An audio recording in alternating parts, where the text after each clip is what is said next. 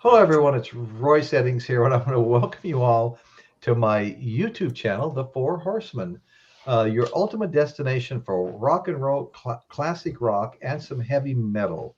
So, anyway, we're going to jump right into this because we've got a lot of ground to cover tonight. I want to do a couple of shout outs first. I want to give a shout out to my friend, Flounder Gear Jam. You know, he gave us a $2 super chat to help support the show. We thank you so much, Gear Jam. Appreciate it. Always appreciate you being here too. And Natalie Angelo, thank you so much. Brand $5 super new chat. tribal chiefess too. Yeah, and we haven't seen you in a little while. So it's exceptionally good to see you here tonight.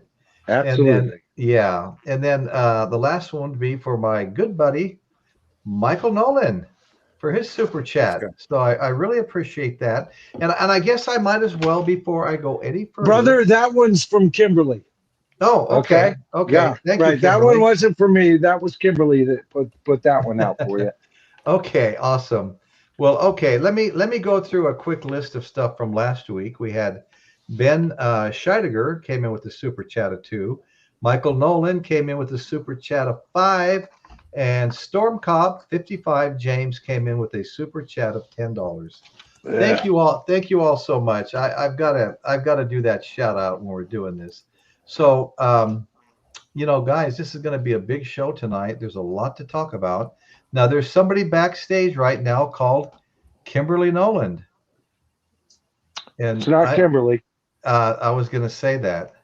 I'm As, looking at Kimberly right now. Hey, guys. She's not as, in on as your soon as I backstage. as soon as I said that, the Kimberly Nolan backstage disappeared. Yeah. So and I was expecting that. Erase You that know, link right now, Royce.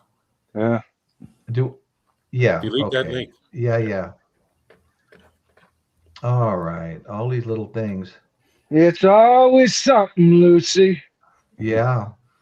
Good Lord. Behave, children. Behave. Okay? We're trying to have a discussion up here tonight, and we're all gonna be disagreeing with each other enough. Good Lord.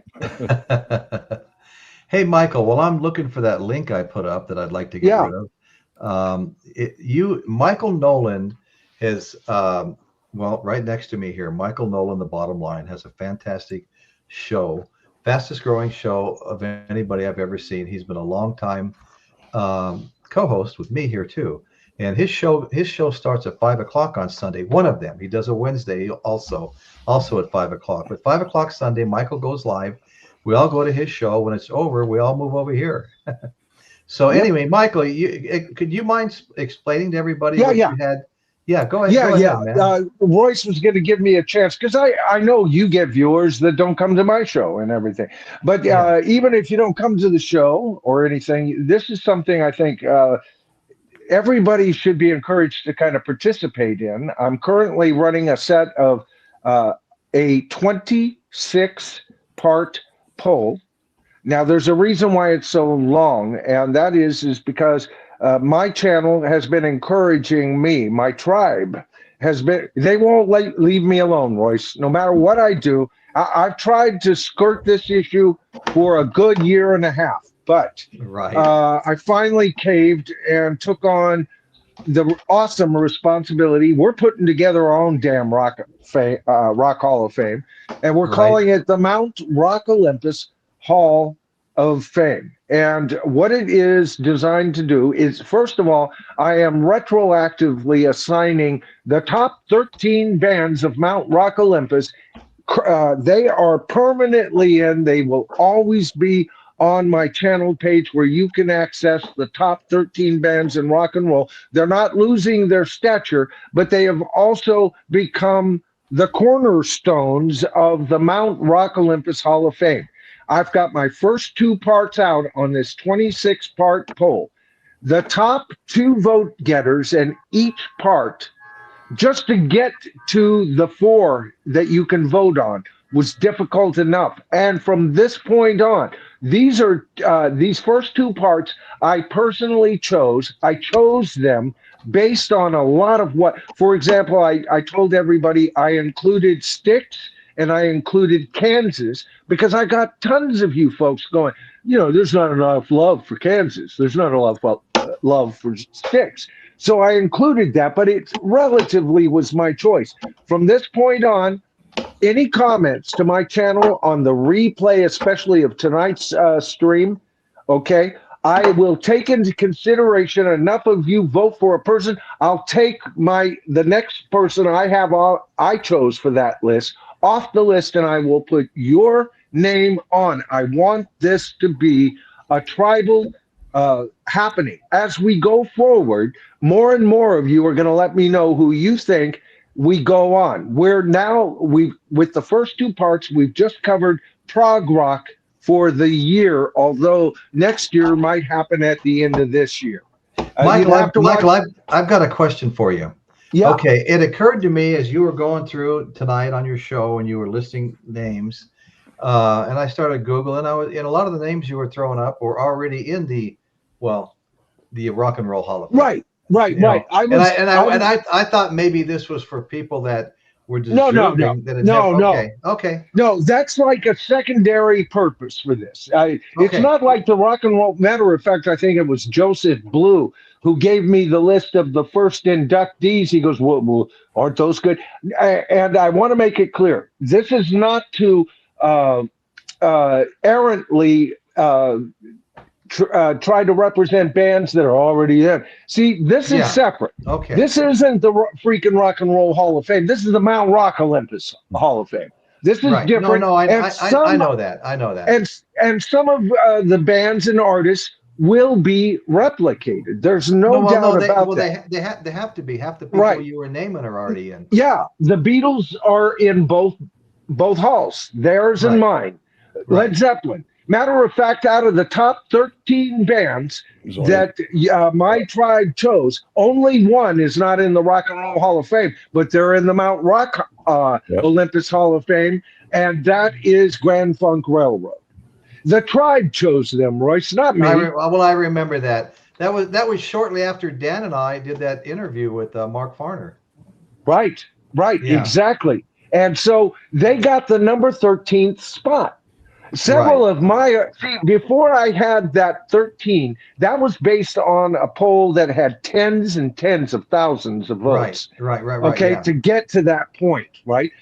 But before that, there was still the 13 bands of Mount Rock Olympus, and they were my bands. Now, the Beatles, Led Zeppelin, and Pink Floyd, I wouldn't let go. I said, they're off the table. They're on forever. That's the only tribe master decision I've ever made. Right. Everybody else was free to leave and go by votes. Off my original list, Steely Dan didn't make it. Right.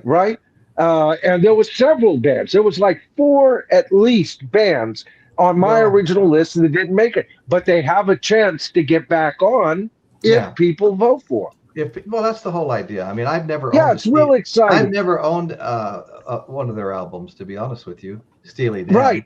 I didn't turn them off when they came on the radio, but I just I sent you a Steely Dan album. Didn't I send you a copy of Pretzel Logic? Yes, that's right. Okay, yeah. And to me, that's not one of their greatest. It's got Ricky Don't Lose That Number, and it's good. But man, you get to the Royal Scam. Everybody chooses Asia. It's too easy. You get to the Royal Scam. Man, they talk about freaking meets our 5. A man of my mind can do anything. I mean, I'm here all night stuck with a case of dynamite. Good. And homelessness is involved in it, and everything. Steely Dan's greatest album. Right. I think we need to move on because we have a lot to cover tonight, and I want everybody to be paying attention. Michael Nolan, The Bottom Line, is going to be putting out these polls and participate in the polls. Let's have fun with this. Yeah. And Dan, how are you doing, Dan? Doing good. I ran a little late. I was talking to George Call on the phone. So. Oh, okay. Yeah. We interviewed him twice. Yeah. Heavy metal vocalist. He's in quite a few bands. I mean, I can't think of the names. They aren't like the biggest names in the world, but he's done very, very well. Yeah. So are you ready to talk about this tonight? Yeah. In fact, one of the things I had to figure out was when you talk about residency, what defines a residency? And so I'd figure out exactly what that was. What I found out was a residency is considered when they play 10 or more shows in the same spot. Yeah. So, Okay. so if you're only doing Yeah. 5, that's just that's Yeah, just we're it. going to be talking about them tonight, as well as some festivals. And you know what? I'm not going to sit here and tell everybody I've got every single name on the list. It just goes on and on and on, and it'll Yeah. continue to grow as the year gets on. We're still just in January. Yeah, Um, they started announcing these tours around the 1st of December, and Yeah. every 2 days, one of my sources I keep track on such things is Ultimate Classic Rock UCR. Yeah, And right. every second day, another 8 bands would come out. Oh, we're touring in 2026. Right, right. Okay, well, listen, guys. Let's. I'm Now, going to here's try the to keep. thing to keep in mind about this, Royce. Keep in mind that there were some disappointing tours in 2025. Bands and artists could not fill the seats. And the fact that so many bands are now announcing these major tours, you know the pre-money that's involved in a thing like that. Just you being in your business, upfront money needs to come from somewhere. You don't just grab tickets out of the air. You don't just get posters for these things because your fairy godmother gave them to you. So Yeah. they're putting millions, if not over $1 billion, into all of these upcoming tours.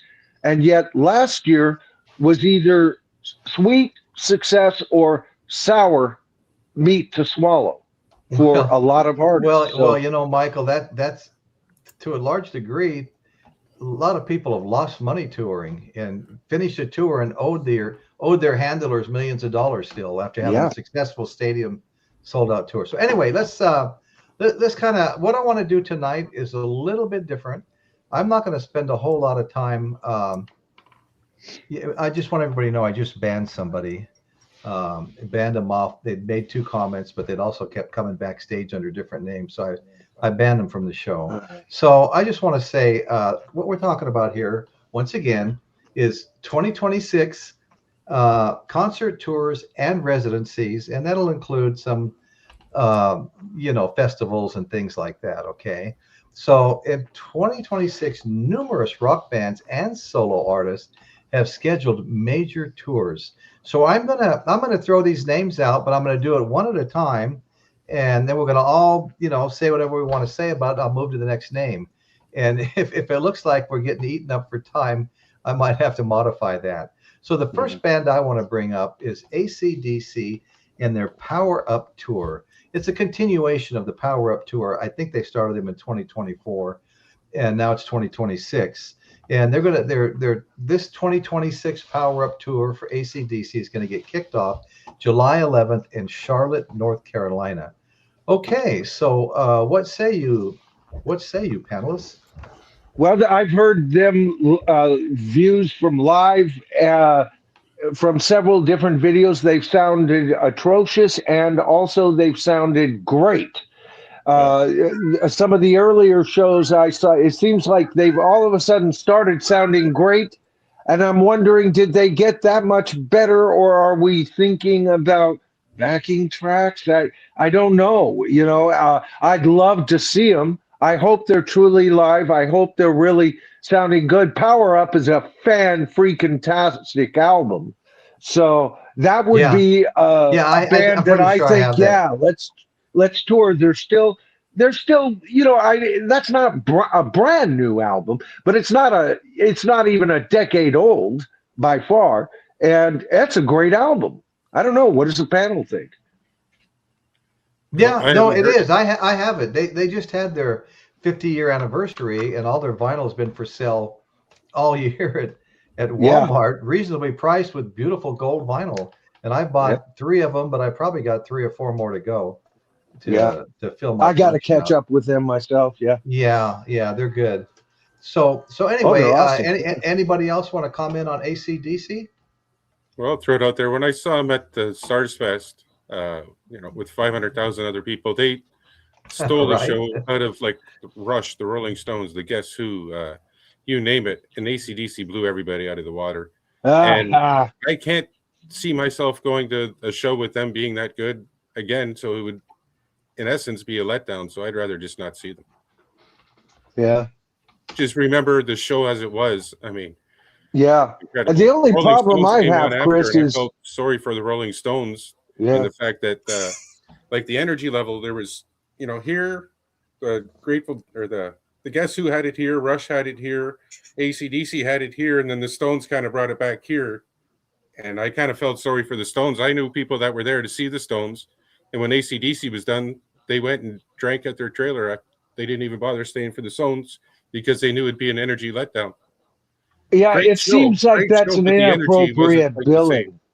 Yeah. Yeah. That's almost inappropriately booking them before the Stones. It's like, what Nimrod made that decision? Well, it was the You know, Stones right. kind of, they were the headliners because it was just set up as, most in Canadian Yeah. rock, the Rolling Stones for Toronto or whatever. So, Right. Okay. Well, Yeah, let's something I- let's get to the something I next- noticed.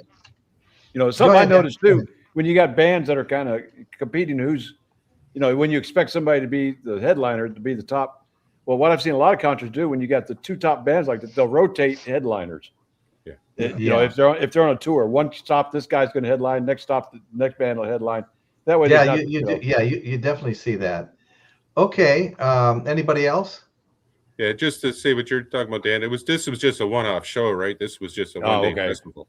It's actually Yeah. in the Guinness Book of World Records as the biggest audience for a one-day show. There was Where 20 was this? different bands Okay. there. So, okay. Well, the next band, we have a lot of ground to cover. I don't think they used backing tracks. I think it was all legit. Stevie Young is a rock god. Okay. Well, thank you for that, Dawson. Appreciate it. The next band I'm going to bring up is Rush. Geddy Lee, Alex Lifeson are reuniting for a 50th anniversary tour titled 50 something. I believe that started. No, it hasn't started yet, has it, Dan? No, it hasn't. Yeah. Okay. It's starting. I didn't know if it was starting up for the second year or not. Starting in Los Angeles on June 7th. Yeah. So what do you guys have to say about Rush? Well, I'm going. I know you are. You already bought the tickets, right? The June 26th show in Fort Worth, Texas. Oh man, yeah, it's just right close to you. That's amazing. Yeah. I would love to see it if they were close enough. The prices were okay enough, which they're not. I would go see them. So I looked at the prices. They're totally priced out to go see them. And on top of that, the more I think about it, it's like they're not Rush. It's a disservice to their former drummer. If they had done it more like I was excited about at the beginning, like the three of them play, but not as Rush, as a tribute to Rush and to Neil. And then I even encourage them, and even get kind of jammy about it and get creative. And I thought this would be a great cap off, but the ticket prices and the scandals behind the ticket pricing has put a black eye on that for me quite a bit. Sure would like to see him, even without Neil Peart.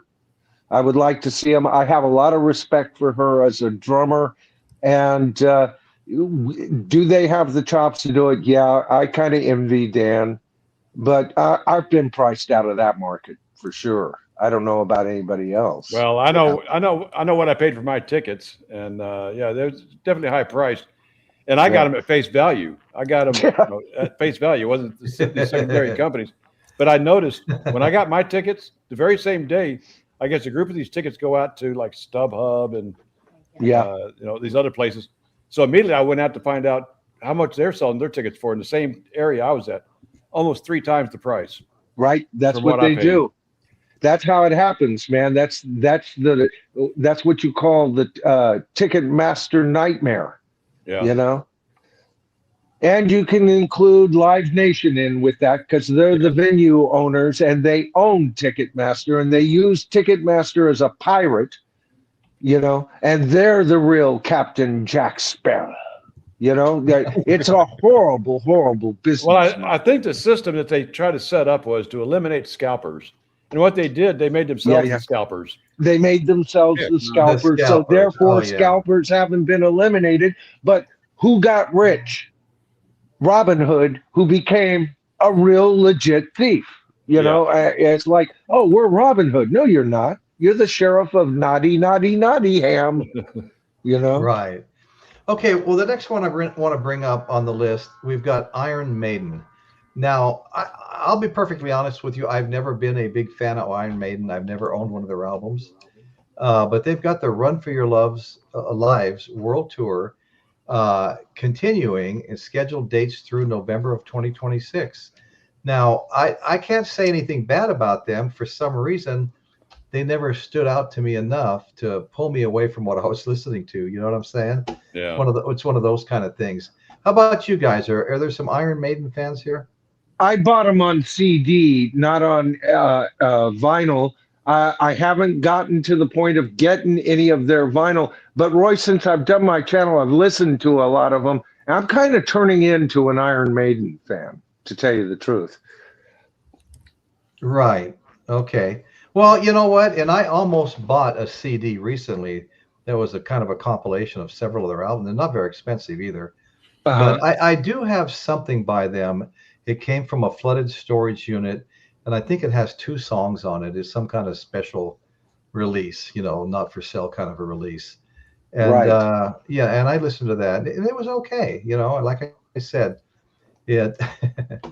Let's see. So we have Tokyo Record Style backstage, and I was accused of banning him a little bit ago, because I'll tell you, there's a whole bunch of people, everybody from everybody from Kimberly Nolan in the backstage. And I don't want to dwell on this. We've got Barbara Walters back there. We've got Kimberly Nolan back there. We've got Jeff Probst, who said you've been voted off the island, Michael. So anyway, there's just a cast of characters back there, and Tokyo Record Style is it's probably not the same one, is it? It is. It's not even Well, I don't recall him having a big yellow blurb on his thing, and I saw that. That's what made me doubt it. Okay. Well, I just want to say, and I'll say this publicly right now, Tokyo Record Style, we've been having a lot of trouble with trolls, and they usually go backstage and leave the maximum amount of messages, and some of them not very nice towards some of the ladies on the show. They'll go backstage and they'll completely fill that. Fortunately, we don't really pay a lot of attention to it. We don't open it up and talk about it. I just took a peek tonight because there was so many people trying to come into the channel. And when I Brian's a good guy, but we just don't know if it's Brian. You know, right? Well, if I pull him up on the show, we'll know. Unless you get a guy that's dropped trowel and showing his junk. That happened to Rachel once. You might want to be careful about that. You know, I'm just saying. You know, and that's she got her show banned over that. Okay, thank you. Yes, she did. Thank you. I'm not doing that. I just don't recognize Tokyo Record Style having that thing. Maybe he's changed it. Brian, if I've done you a disservice, I apologize. But we really do have to be careful over here. Yeah, we've definitely that had troll some seems to be either trying to make a fun thing, like saying the Dawson's Creek or stuff like that, or he's just choosing names at random. So it's definitely a troll in there. Yeah. Like there's no doubt there's a troll in there. Well, AKA Richard James for sure. Yeah. Yeah. Okay. Yeah. All right, folks. Let's see if we get into our next the Irons 2006 Iron Maiden. I have band. Their old their Live After Death album, which is pretty good, but I wouldn't. Well, I heard they were great in concert, but they don't play anywhere near here anyway. So yeah. I've heard the same thing. They really put on an honest live show. That's what I've heard. That's why I'm kind of getting more interested in them, Chris. Yeah, they've been around for a long time. I'm gonna buy like maybe a CD just to Test see them out. what I think. Yeah. Yeah. So anyway, the next band on the list, a favorite of mine, one of my very favorite metal bands, and that's Metallica. and their M72 World Tour extends into Europe with shows starting in Athens, Greece in May, this coming May 2026. Okay, so I mean, I tell you what, folks, I love They're Metallica. touring that album to death, man. Love Metallica. Yeah, That came right. out in Yeah, 2023, didn't it? right, right. Yeah. Well, they're In the probably old days, it'd be, come on, where's your next one? But these days, Well, they that's toured the Black Album practically for a 2 brand new. years. Yeah, right. Well, but I it's know that 3 years, 4 years, no, 3 years for this one. I know that I've brought this up Sure. before, but I had two tickets to go see Metallica and Guns N' Roses at the Cow Palace many, many moons ago. Michael probably would remember when they were there. And I let my oldest daughter and her friend talk me out of them. I can't believe I did that. I think they did you a favor, buddy. Oh, I don't know. At the time I still like Guns N' Roses, but I was a much Yeah, I bigger know you do. I was a much bigger fan back then, and it wasn't just Axl Rose. I remember Axl Rose being hit in the head with beer bottles because he comes out on stage an hour and a half late and acts like an asshole. And I didn't have a problem when that happened. I think it was in Germany when that one happened. But I just don't like his I love Slash's voice, you know. I know you never like that. I don't know why. It's really cool. No, I'm kidding. But you could be mine. That's the part Michael likes. Okay. Okay. So Tokyo Record Style says, I'm 1000% the real Brian. Not in the chat. Not ever coming on your show without an invite. Michael Nolan, I changed my avatar to the smile face. These pathetic incels with no lives are obsessed with me. Okay, so you're being all right, Brian. Okay, Brian. Brian, yeah. And yeah, Brian, I'm so Brian, sorry. I apologize. I mean, I've seen you over at Rachel's and some of the other shows. And Oh yeah, he's a good guy. I like him. yeah. I watch totally. his live streams. I don't often check into the peanut gallery, mainly because there are people in that peanut gallery that just I say hi and all of a sudden you hear Michael Nolan buy subscriptions. You know, I Richard know. James. We had that last week. I know. Yeah. Same thing, same old I thing. know. So but I lurk on your channel anytime I'm on my iPad during the day. If you're streaming, I'm there, brother. Yeah. Okay, so well, I hope you forgive me for what I did, because like I said, I took a no, quick it's not peek your and fault, Brian. I took a quick peek in the private chat, and you were up and down in there, along with Barbara Walters, the famous news anchor, Back from the dead. and yes, back from the dead, and several other people that were saying off color comments. Sometimes they get really bad. That's why we don't ever get involved with the private chat. I tried to close it, but there was no way to do it without closing the other chat. So anyway, all right, folks. Yeah, let's Metallica. We were talking about Metallica. I love Metallica, and me too. We got off subject when I started mentioning I gave away my tickets to my daughter and her friend. But that's a great band. I mean, I'll tell you what. I've always liked Metallica. Some of the early stuff was a little heavier. But when they got to that Black album, boy, that suited me just fine. That I came aboard with yeah. the Black album, and then retroactively, that was right. That was success. I've got this great pop weakness to me. I love great pop music, and finally they tamed Metallica down to like a listenable. And then I discovered their earlier stuff and love it. So that was a portal album for me. Portal album. There you go. Yeah. I was never into them before I knew of them. The album covers were all okay. What is this? Anarchy Incorporated. I didn't know what it was about, and I go, and not a lot of it was being played on the FM stations I was listening to at the time. But at that point, I had also become a little bit more set in my ways. I was a married man. I wasn't a raving teen anymore or anything like that. But in the 90s, I got into them. Early 90s, I got into them. And they were great. They were great. Yeah. Well, I've been a fan ever since. I've bought their albums. I love them. Right. Any other Metallica fans in here? Well, I'm kind of a Metallica fan. I've been listening to them since probably about the mid '80s. Yeah. And, Same here. early. Yeah. You know, and the only thing, I've seen them in concerts quite a few times.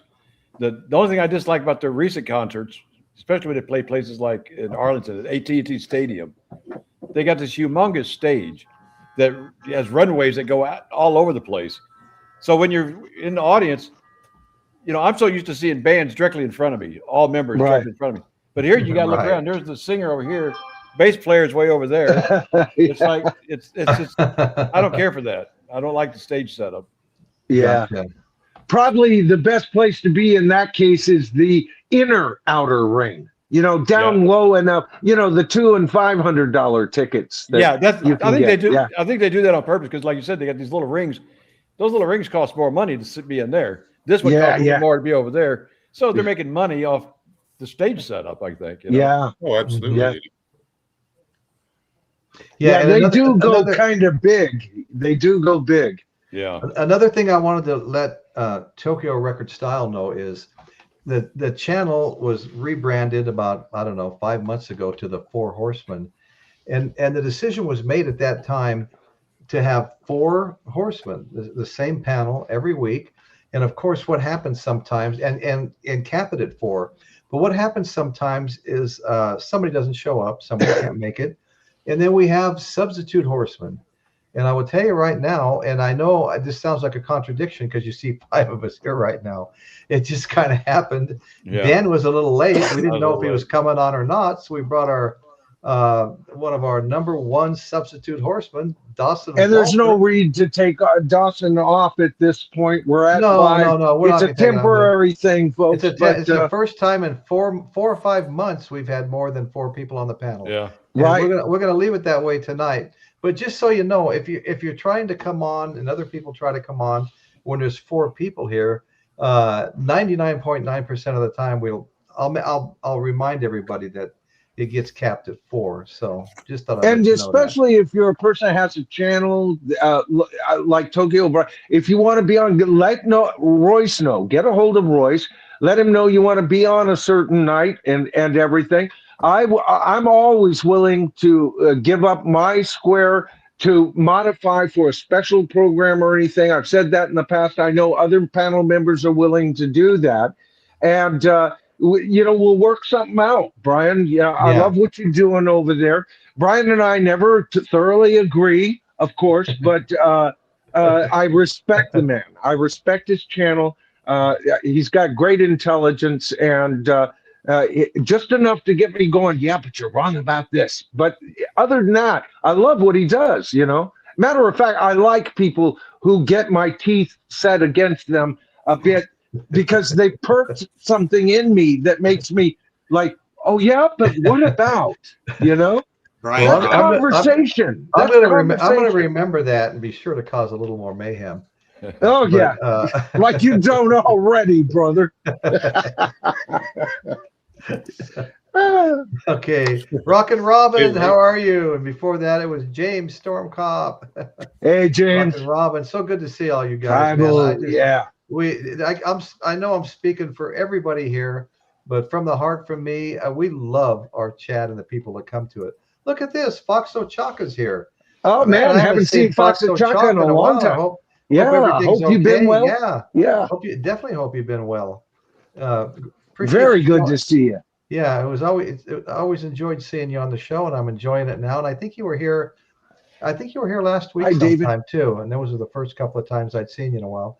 Okay, Tokyo Record Style. Check out Michael Nolan's live stream too, every Wednesday, Sunday at 8. Absolutely, yeah. Thanks, David. Oh, Brian knows I'm over there, I'm sure. He's got to, yeah.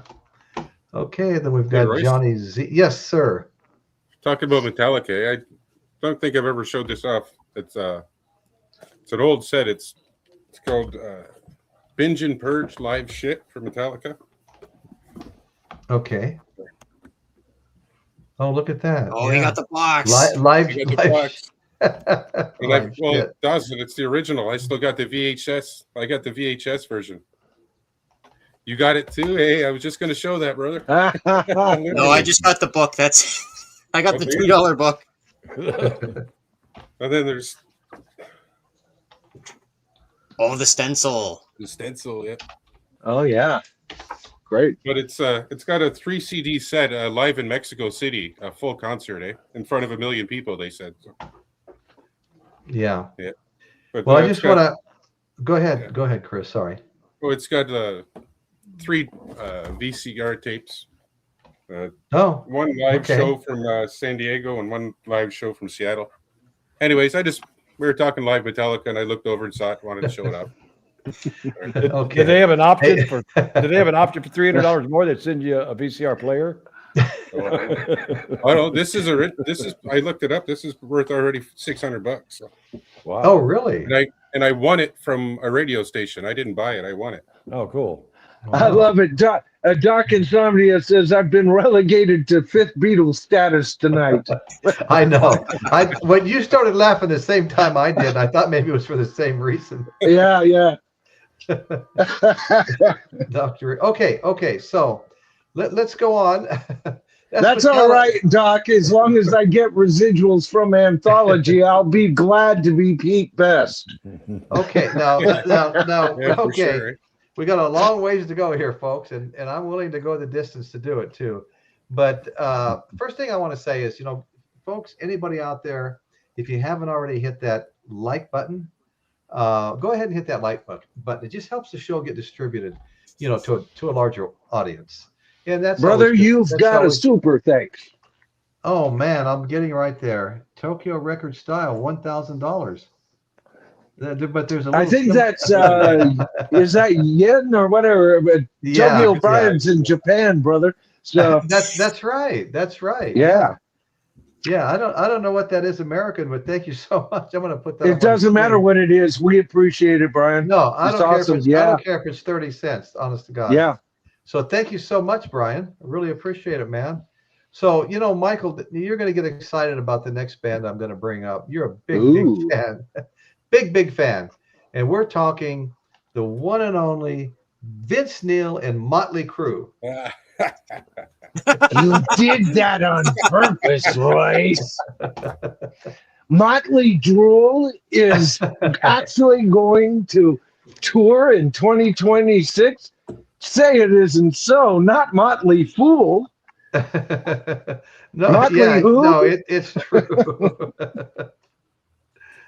Oh my God. Well, I'm glad that everybody will be able to listen to Vince Neil going, I go back and them play to backing tracks.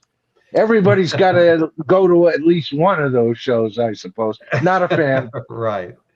Not a fan. Don't like the way they treated Mick Mars. Don't like them. Them bad. Mick Mars holy. Like Mick Mars. Yeah. And when they first came out, I didn't listen to them because I hated hair bands. Go figure. Well, you know what? But I didn't like hair bands. I just didn't. And so they were one of those. And I just stayed away from them. And I'd make up dirty, nonsensical names. Right. Motley Spew. And it was just. I've heard it. I've heard it. Since doing the channel, I've listened to a lot of their early stuff, and it was great. It was great for that genre. It was great. They had their era. They were a good band at one point. Did I just say that? Yeah. But anyway, I'm going to hold you to it. Yeah, but they're not a great band anymore. Even though I liked their latest offering, what was that? Dogs of War. I thought, could there be talent still left? And then I don't know. Since we're on the subject, I got to get this out. I did a video called "Kickstart Your Heart," and it had a picture. The album cover was the thumbnail with the Zoetrope, if I'm saying it right, Zoetrope vinyl that you get special effects from when it's spinning. I got that. I've got one like that from Motley Crue and one like it from the Stones, Her Satanic Majesties, whatever it is, and that's Zoetrope also. Anyway, the reason I brought that up, I did a video on, and the name of the video was "Kickstart Your Heart," because Nikki Sixx had probably overdosed on heroin about 6 times, and the last time, a couple of times, they thought he was dead, and he came back to life. So anyway, finding, he's all cleaned up now. He volunteers and donates to rehab centers and things like that. But oh my God, what a story that was! It's in my membership now. It's in my membership. But it was a fun little story to do, and a very crazy story to do. Those guys were out of control. Okay, so what do we want to say about Motley Crue, folks? I'd go see Motley Crue. I'd like to see John 5 with them. That would be cool. Yeah. Yeah, that Wouldn't would be cool enough to draw me to it. Sorry. There's no, Well, you couldn't even add anybody to the bill that I'd pay to go see them. there was a time I would have waited in line, but I'm talking about, I don't know, 80s, 80s type era, late 80s. I'm going to be right in the front row. Shout at the devil. Hey, we got our our other horseman, Novice Nick, back there. How you doing, Nick? Good evening, horseman and gallery. Yes, indeed. We've got Dr. Insomnia says Motley Glue instead of Motley Glue. Motley Glue. I like it. I like it. Novice Nick, hey brother, talking to Dr. Rick. Dr. Rick talking to Novice Nick, excuse me. Okay, man. All right, so yeah, Tommy Lee. I mean, he drums his whole drum set's on some sort of a track, and he'll be in a big arena or whatever you want to call it, concert hall, big one, and that drum set will go up overhead while he's playing. Have any of you guys seen that? Oh yeah. Oh, I've heard that drum set can do even more than that, Royce. Do you know what that drum set can do? That drum set can start playing before his ass even sits down to the drums. Yeah. Well, I've heard that before, and I think it was from you. Yeah, that is one hell of a drum set, brother. I need one of them. Right. Okay, I gave my impassioned plea moments ago for a hitting the like button. Now I want to give another one.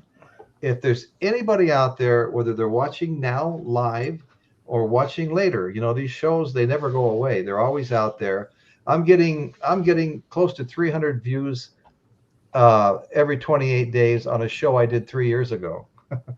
So some of them just never end. So if you're watching a show later, watching the show now, and you're not already a subscriber, please smash that subscribe button. And if you want to hit that notification bell, you'll just get a one-time notification that a new show's coming on. We've been trying to get 2 of them out there a week. And the last one I did was just a couple of days ago. It hasn't even been 2 days. It was last night. Yeah. Did a show last night. It was a good one. I was there. It was good. Well, yeah, it was how Jimi Hendrix helped Alice Cooper get his record contract with Frank Zappa. And it was a great show. It has a lot of stuff in it that I wasn't aware of until I started doing more research, But there was stuff I didn't know in the video. It was informational. Yeah. What are we talking about? No, you're going to have to go over there and watch it. No, you are. But when you see how Alice Cooper, as broke as they were, had to put up Pink Floyd for a couple of weeks. Pink Floyd was on their first USA tour. They were completely out of money. And Alice Cooper gave him a place to sleep. And then Alice Cooper was given us, and his whole band was given a place to sleep by the Chambers brothers down in the basement during the Watts riots.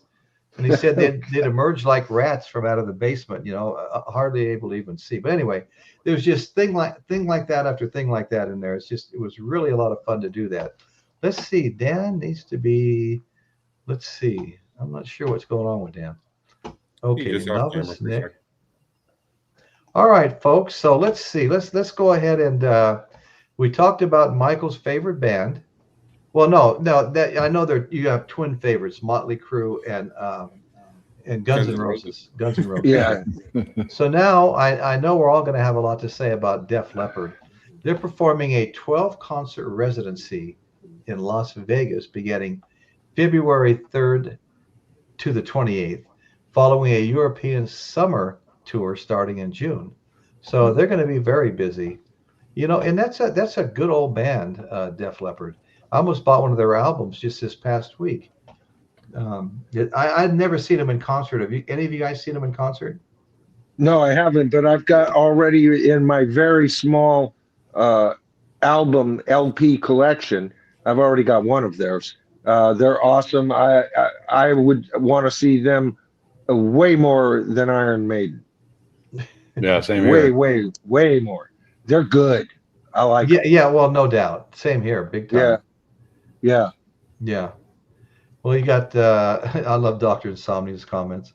Nikki Sixx heroin OD story is way more entertaining than their stupid music. You know what? I saw that video of Royce's doc, and I thought so too. I really did. It was a great It made story. a fun story, didn't it? I enjoyed that video about Nikki Sixx ODing much more than I've ever enjoyed listening to that band. Yeah, no kidding, right? It was a great video, Royce. I'm always interested in the news of bands, whether I like them or not. You know, I keep up because every once in a while somebody will say something or they'll change a Yeah. slight direction, and I go, "Oh, I like that album," and then I'll go back and reassess. So what I say today may not be what I say tomorrow, except for under the case of Motley Doo and. Guns N' Roses, who I love. Slash, by the way, the band is good. I know. It was the vocalist. That's all. He irritates me, Royce. That's all. Well, Everyone who hasn't seen that movie about Motley Crue? Has everybody seen that? When Ozzy Yeah. Osbourne's out on the pool deck snorting ants and things like that. But just some crazy stories in that, Motley Crue, isn't that like Spinal Tap Part 3? No, maybe, yeah. You Hey, know hey, what? Dr. I just Dr. Rick, got thank you. Spinal Tap Part 2. I'm just past. I haven't gotten back to it, but I watched it all the way through where they meet Paul McCartney. Well, I haven't seen any of it, so. Oh, it's great. It really is. So far, I can't judge the movie as a whole, but up into that part, I'm going, this is as subtle and as sharp-witted as the very first one. After you get over the disappointment that nobody could age that bad, because they put the most ridiculous wigs on them and everything, and it's all part of the joke, and you were hoping they might, they could have made them up to look a little bit better, reminiscent of the original stuff, Spinal Tap. But what a great movie so far. I don't know, maybe people in the gallery could tell me whether it's worth a further gaze, but I've loved it up until that point. Yeah. Well, I don't know. I've been interacting with the chat a bit. Kimba joined us. Kimba's been joining us. How you doing, Kimba? I wanted to mention to Kimba, just so she knows, that we started a new series, and next Sunday will be the end of the first month. Once a month, the last Sunday of the month, we've got a new playlist. It's called last Sunday was last month Sunday was episode 1 of The Women Who Have Rocked Our World. Okay. And this coming Sunday will be episode 2 of that. And last Sunday we covered Deborah Harry, and so we'll bring that back down now. But coming up, we're going to be doing Janis Joplin this coming Sunday. That'd be good. Yeah, there's so many. I mean, I think the women in rock and roll haven't been getting their due, and so at least once a month, and we may have more than that on some months. Who knows? Mm-hmm. We may have a month where every single Sunday we're covering females in bands, and when we're focused on a band, like say, we're focused on the woman in the band. Okay, we're focused on Deborah Harry. We're not getting into all this stuff about all the other members so much. I mean, it'll get mentioned. Yeah. But the focus is on the women in rock and roll and the contributions they've made, and how they need to be elevated more for those contributions, because there's just so much wonderful music out there. I mean, you think about Heart and Jefferson Airplane, and the list is just insane. So we're gonna get them out here and start talking about them and enjoying them. So anyway, I hope you can make it next Sunday, Kimba and Angela and Kate and Rock and Robin and and anyone else that's here that I'm missing right now while I'm trying to scroll a little bit, because we really want to. I would really like to increase the size of my female audience. Right now, it's 90% male and 10% female. I'd love to see 70-30, 60-40, whatever. I mean, but better than what we have. So I want to start catering a little bit to the women. Well, like any group of guys, we'd be happy if it was 90% women.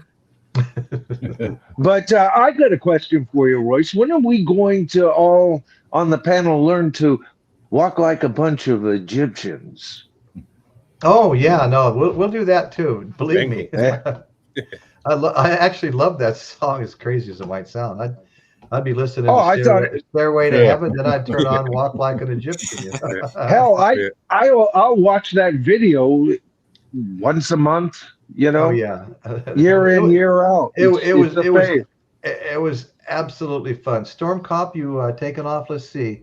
Gotta run, brother. Have a great night. Okay. Good night, Cop. James. Glad to see you. James. Hope Good to see all you, man. is well, brother. It's good to see a bigger presence with you. Yeah. Okay, so let's get a look at who we're okay. Def Leppard. Did anybody have any more to say about Def Leppard? Yeah, I got one more. Oh, go ahead, Dan. No, I'd like to see Def Leppard. I've never seen Def Leppard. I know they've got so many good songs. Not only that, my friend Paul Guerin was in a band with Joe Elliott. Oh, you told me that weeks ago. Yeah, a band called the Down and Outs. And so I was hoping when I was in London and, I saw Black Eyed Sons in concert that Joe Elliott may show up, but, he didn't. But here's another reason, Dan. Def Leppard is currently still making great music. Yeah. What was the album with the eye? I'm trying to remember the name of it. Fantastic. I did a review of it. It's just not coming to me right this second. Absolutely fabulous. They're at the top of their game. Yeah. Right. They should be touring. They got new music to tour and plenty of old hits as well. Well, that was one of the things too, because Def Leppard was touring before the pandemic. Well, actually, they never really stopped touring back in those days, but they got to a point where Joe Elliott wanted to form this new band called the Down and Outs, which featured my friend Paul on lead guitar. And they were doing it because they wanted to open up for Mott the Hoople. And so they opened up for Mott the Hoople, and they thought, well, this sounds really good. Def Leppard was down at the time. So they went ahead and they put out, I think, 2 albums, and they toured. And they were doing really well. Then the pandemic came out, and everything kind of went to shit, during the pandemic. And once the pandemic was over with, Def Leppard started getting their stuff back together. So the Down and Outs kind of faded away, but it's not. They're not gone yet. They're not gone yet. They get back together anytime with Joe Elliott as lead singer. Diamond Star Halos was released 2022. They have a newer one I haven't heard yet. I'm so busy on the channel and so many bands. But when it was time to review this, let me see if I can get this blown up enough that it might show. That's the album cover. Okay. Diamond Star Halo. This is a fabulous album. 2022, and then they have another in 2023. I'd say that's a damned current band that has everything I like to see. If they come to my area and I can afford, I will go see Def Leppard. I would too. Yeah, I would too. Definitely. A band at the top of its game after this long. How many albums they have? 2, 4, 6, 8, 10, 12, 14 albums, since 1980. It's not like 14 albums and they started in 1964. Like the Beatles had, if you include past masters. No, this is 14 albums since 1980 in an era where albums don't come out every 6 months, twice a year. So they've man, and what a dramatic story. You know, that like they really do in so many ways epitomize what classic rock is all about. They got drama. They got, you know, they've got great music. They've had fantastic successes and some downs, and they're still out making brand new music. Wow. With the Covers one-armed all drummer. the bases. What's that, Chris? With the one-armed drummer. With a one-armed drummer, part of the tragedy, and yet success. Yeah. You know, you got a little bit of a Phoenix Rising within the band, modifying drums so that he could do that, still do the drumming, and they had to modify their sound because they tried to do live what they do on their. Oh, they're great. You know, Nothing I but remember, great things. I remember a local radio station back, probably back in the 90s it was. And they used to have a contest in the morning on the morning drive show. And they would play a Def Leppard tune. And the contest was that one arm or two arm drummer? You know, they play another song, was that one arm or two arm? Oh my goodness. I know. I saw a skit like that. Hey, Michael Chavez, good to see you, brother. Thanks for showing up. I Hey, saw a Mike. skit like that, and I'm trying to remember. It was on some comedy show, and the guy was saying that the drummer from Def Leppard got in a fight, and somebody said, "Well, how'd it go?" He goes, "Well, first he threw a right, and then he threw another right, and then a right, and then a right combination, and then he threw a right, and it went on and on like that for about 5 minutes, and I was just rolling on the floor." Well, but I tell you, nobody had more pedals than that guy had. You know, and music sounded good. Yeah, I got nothing but respect for him. That story came to mind. I just had to share it. Well, I love the fact that the band kept him on, worked with him. You know, that's camaraderie. That, you know, we talk about what is truly a rock band. A lot of rock bands are set up to dissolve the second they even signed any ink with the record company. And other bands like the Beatles, Def Leppard, you know, trying to survive with as many original members right down that they can to the end, you know, and I like that story. That's classic rock and roll drama trauma, brother, right there. Love it. Yes, it is. And this is going to be too. This is the next on the list. Guns N' Roses is starting a new tour leg in March, beginning in Monterrey, Mexico. Mexico. Sorry. When did you say it begins? Hold on. March. Let me March in Monterrey, Mexico. Yes. Okay. So Guns N' Roses. I've always been a fan. I probably had 2 or 3 copies of Guns N' Roses' greatest hits. I love you know, Patience. I think that's just a great song. You know, parts of which I used to play on the guitar, and you know, Paradise Inn and Sweet Child of Mine. Just that riff of Slash's, and I think he says he hates being asked to play it, but that riff of Slash's on Sweet Child of Mine, that's just, I absolutely love that, and that's a great song too. But there's a lot of them. I mean, you know, Appetite for Destruction has so many great songs. Anyway, they've had their share of changes over the year. Drummer changed. I don't know how many times the drummer probably changed. But yeah, then Axl went solo, and he got to keep the name Guns N' Roses. Slash was out doing, you know, Velvet Revolver and things like that. And, which I liked. I like that. Yeah. I just wanted to be able to say I like something while we're talking about this subject. I like that. You know, I got to hang out. I got to hang out with Tracy Guns in Tampa at one of my events out in Florida. Oh, okay. Tracy Guns headline that night. Yeah, I got to see Slash and Miles Kennedy here at Casino Windsor 4 or 5 years ago. That was a good show. No, that would have been, I got to see Slash with Velvet Revolver at the fairgrounds here in Paso, and they had the Soundgarden singer.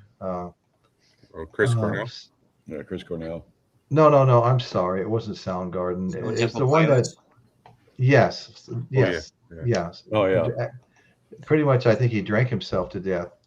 But it was one of the it was an amazing concert. Of course, you got Slash, and he's not going to have anything but a Scott Weiland. Scott Weiland, yeah, he's not going to have anything but a just top notch band, you know.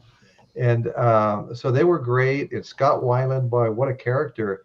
Yeah, I can't even describe the way he could crawl around on the stage. He looked like a spider almost into the audience that way, you know. And he had a megaphone, and I swear to you, I'm not exaggerating one bit. He didn't sing a single song without the megaphone. He sang them all through a megaphone. Yeah. I thought that was really different, but I was okay with it, you know. Yeah. Yeah, Stone Temple Pilots, exactly. Oh no, I loved it. And as a matter of fact, Velvet Revolver, a nephew, who I think was only like 14, 15 at the time, is the one that turned me on to them. You know, and so I went out and I listened to it at his place, or was he visiting us and he brought it over? I can't remember, but I remember him introducing me, and I went out and bought the album immediately. Oh, okay. I loved it. Yeah. No, yeah. Robert Slash. You know, Robert DeLeo, the bass player for Stone Temple Pilots, is going to be the bass player on the Hollywood Vampires tour in England. All right. Wow. That is awesome. That's going to be what good a band. Show. Yep. What a band. I think what are the Hollywood Vampires? I think they have 2 albums and they're both live, right? I don't know. I don't think they've made a studio album. Now, if I'm wrong, I'll be happy to be corrected. Yeah. Vampires, is that Johnny Depp's group? Yeah, Johnny Depp, Alice Cooper. Johnny Depp's in this version anyway. And Alice Cooper is on his own tour, though. How is he touring with them? Who? Alice Cooper has his own tour going. How is he touring with them? His tour is only like 7 days this spring, so it's. Oh, okay. Yeah. That makes sense. And it's in England. Yeah. So. And and I will have to say when Axl Rose split off from the rest of them, and of course Slash and McKagan, the bass player, kind of always stayed together. But Axl Rose went out and hired a bunch of people, and as you might imagine, he's not going to hire any slouches. He had a couple of fantastic guitar players, because I used to see their videos on TV and stuff like that, and they were doing good too. But it was nothing like the original lineup, you know. And of course, the original lineup used to include Izzy Stradlin, who co-founded the band with Axl Rose, and then I guess he thought he wasn't getting treated fair, you know, on the money end of it. But so he left and he started Izzy Stradlin and the Juju Hounds, and I went out and bought their CD. You probably have it too, huh, Chris? Yeah, no, I don't think so. Okay. I was never, I don't know. I like his work with on the Appetite to Destruction, him and Slash playing off each other on that album. Oh yeah. But as far as any of the solo members, Slash is the only one I'd be interested in seeing anyways. No doubt about that. Yeah, me too, definitely. I mean, you're not going to go see Steven Adler. Or even Izzy Stradlin. And don't get me wrong. I know Steven. I've been around him like 7 or 8 times, and he had some problems, and they got rid of him. They all had the same problem for the longest time, but he's the one that couldn't get it under control. So anyway, the next one in line here, folks, is another favorite of mine, ZZ Top. I was on the Laughlin, Nevada River Run, a motorcycle rally that's kind of it's a mandatory run for all the bike clubs. So all the Hells Angels are there, and the Molochs are there, and just all the bike clubs are there, as well as us citizens, you know. And ZZ Top played. My friend had tickets and took me. And man, when he got done, we looked at each other, and he goes, "That's a lot of sound for 3 guys, isn't it?" And I go, "It sure in the hell was." I mean, those guys can put out the sound, and they were good. Oh, I saw them at the casino, and I was blown away with how heavy they were. It was like, holy cow, it doesn't sound like that when you're listening to them on your stereo, but man.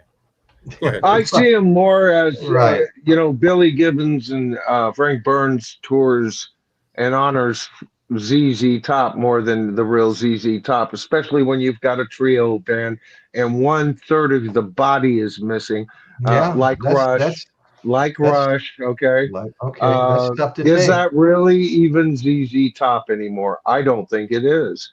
Is it still a great show to go see? I think it probably is. Probably would. Yeah, Are 'cause- they playing ZZ Top music? I think everybody will be very happy with what they hear, but I'm not excited about it well, for I some think reason. I think the guy that took Dusty Hill's place was his guitar tech of about 40 years, so he knew. Oh yeah, that's He right. knows all huh? Yeah. And in fact, Billy Gibbons even mentioned for all these years, he was the only guy in the crew that didn't have a beard.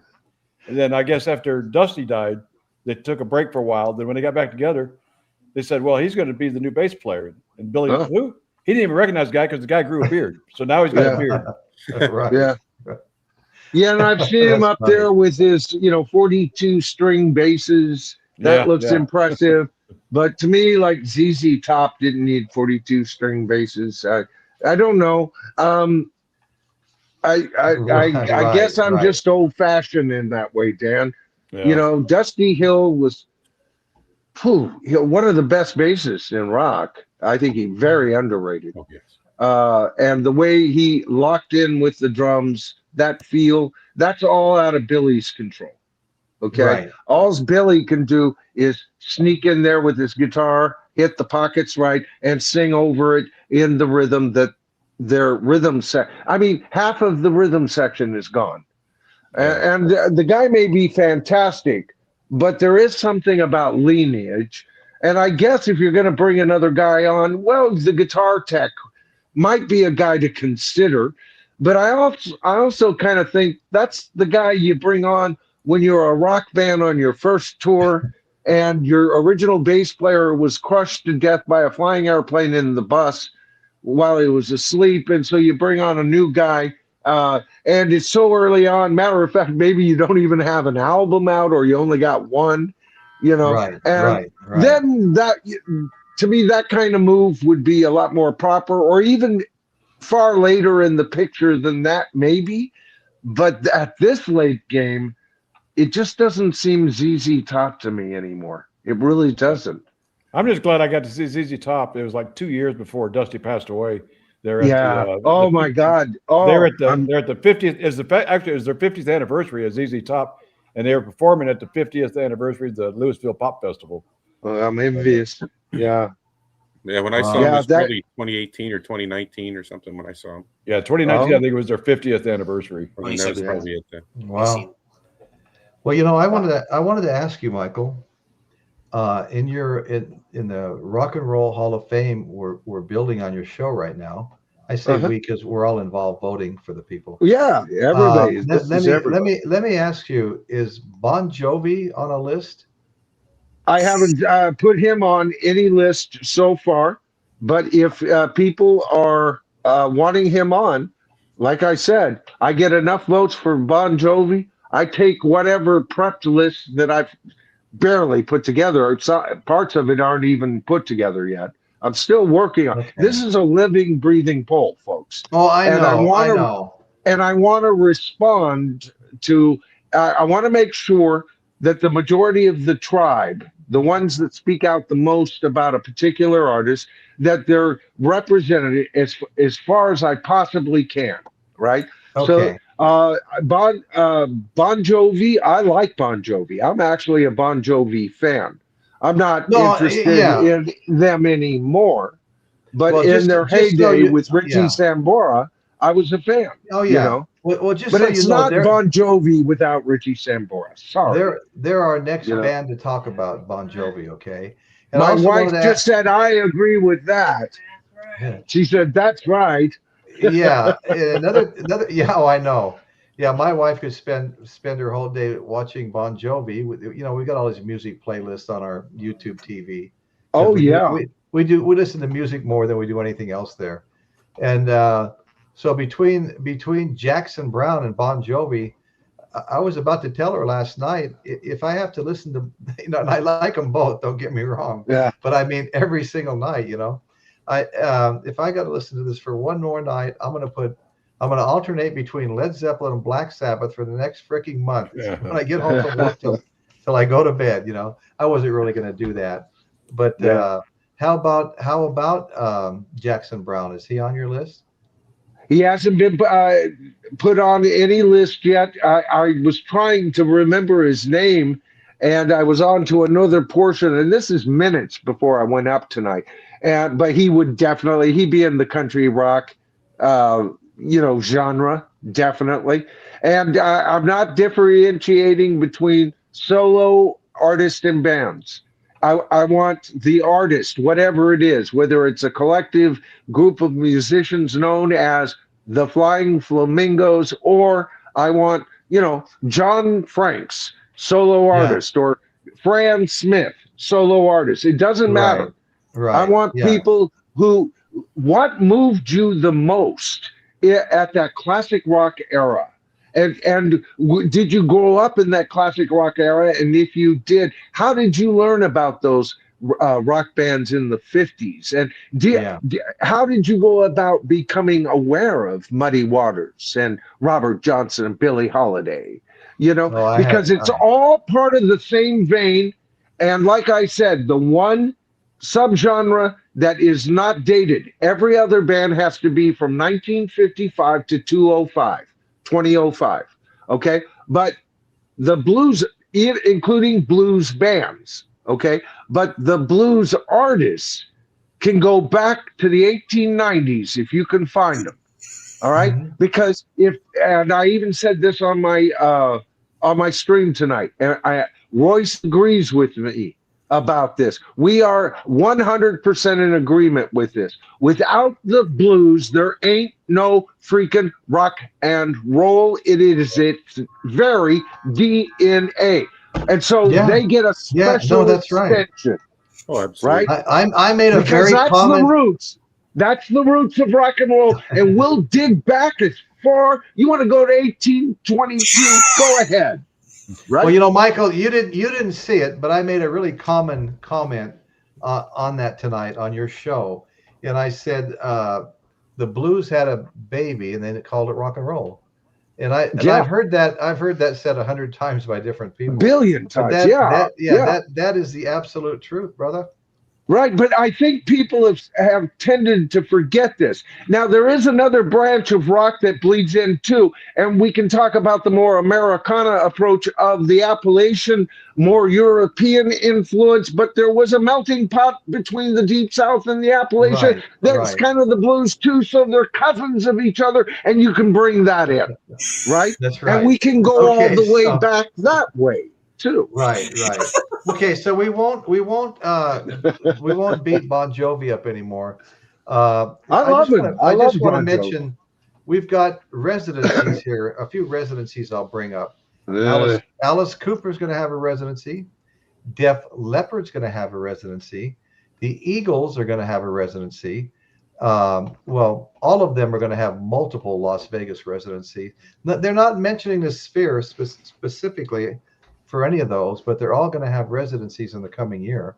And the Eagles are extending their Long Goodbye tour with final shows at the Las Vegas Sphere. So the Eagles are going to play at the Sphere. A lot of these guys are at the Sphere. It cracks me up because I got I think it's a double CD set from 1988. It's the Eagles' last concert. Yeah. Well, I'm going to try not to have an aneurysm up here, Royce, but I think residencies are the death of rock. And I almost included this in my comment pre-show, was whatever happened to, and I've said it before, we're coming to your town. We'll help you party down because we're an American freaking band. Now it's we fly to their fucking town while they play golf in the afternoon and rock in their old women rocking chairs, sipping margaritas by the pool. How rock and roll can that ever Michael, be? Michael, but look how much it's an insult to the fans. Look how much cheaper the tickets are since we have to travel to them, right? Oh no, the tickets have dropped like you would think. Unfortunately, that's not true. Yeah, and you got to sit down the whole time. You can't stand up during the show. Right, and you're assigned to your section, and you shall hand this over and that over. Welcome, Herr, this is Big Brother. Right, and then not only that, but for most fans, it means an airfare, an expensive hotel, parking, or a lot of transportation. And it is now a vacation, no longer a concert. No freaking thank you. $50 Wait parking. a minute. I think I'm having a brain aneurysm. Okay. So we're gonna go on to some subcategories here. We've got Foreigner, Leonard Skinner, or co-headlining the Double Trouble Vision Tour. That's what I've seen it both in the last few years. They're not worth going to see, but to each their own. I want to go see Foreigner. Neither one of them are the bands they're pretending to be. I gotta say, just last night I saw, I think the latest version of Leonard Skinner performing, and they had two guys that sang different songs, but they both sound identical to the original guy that sang. I mean, you would have closed your eyes and you would have thought the original. Really great tribute bands do that, Royce.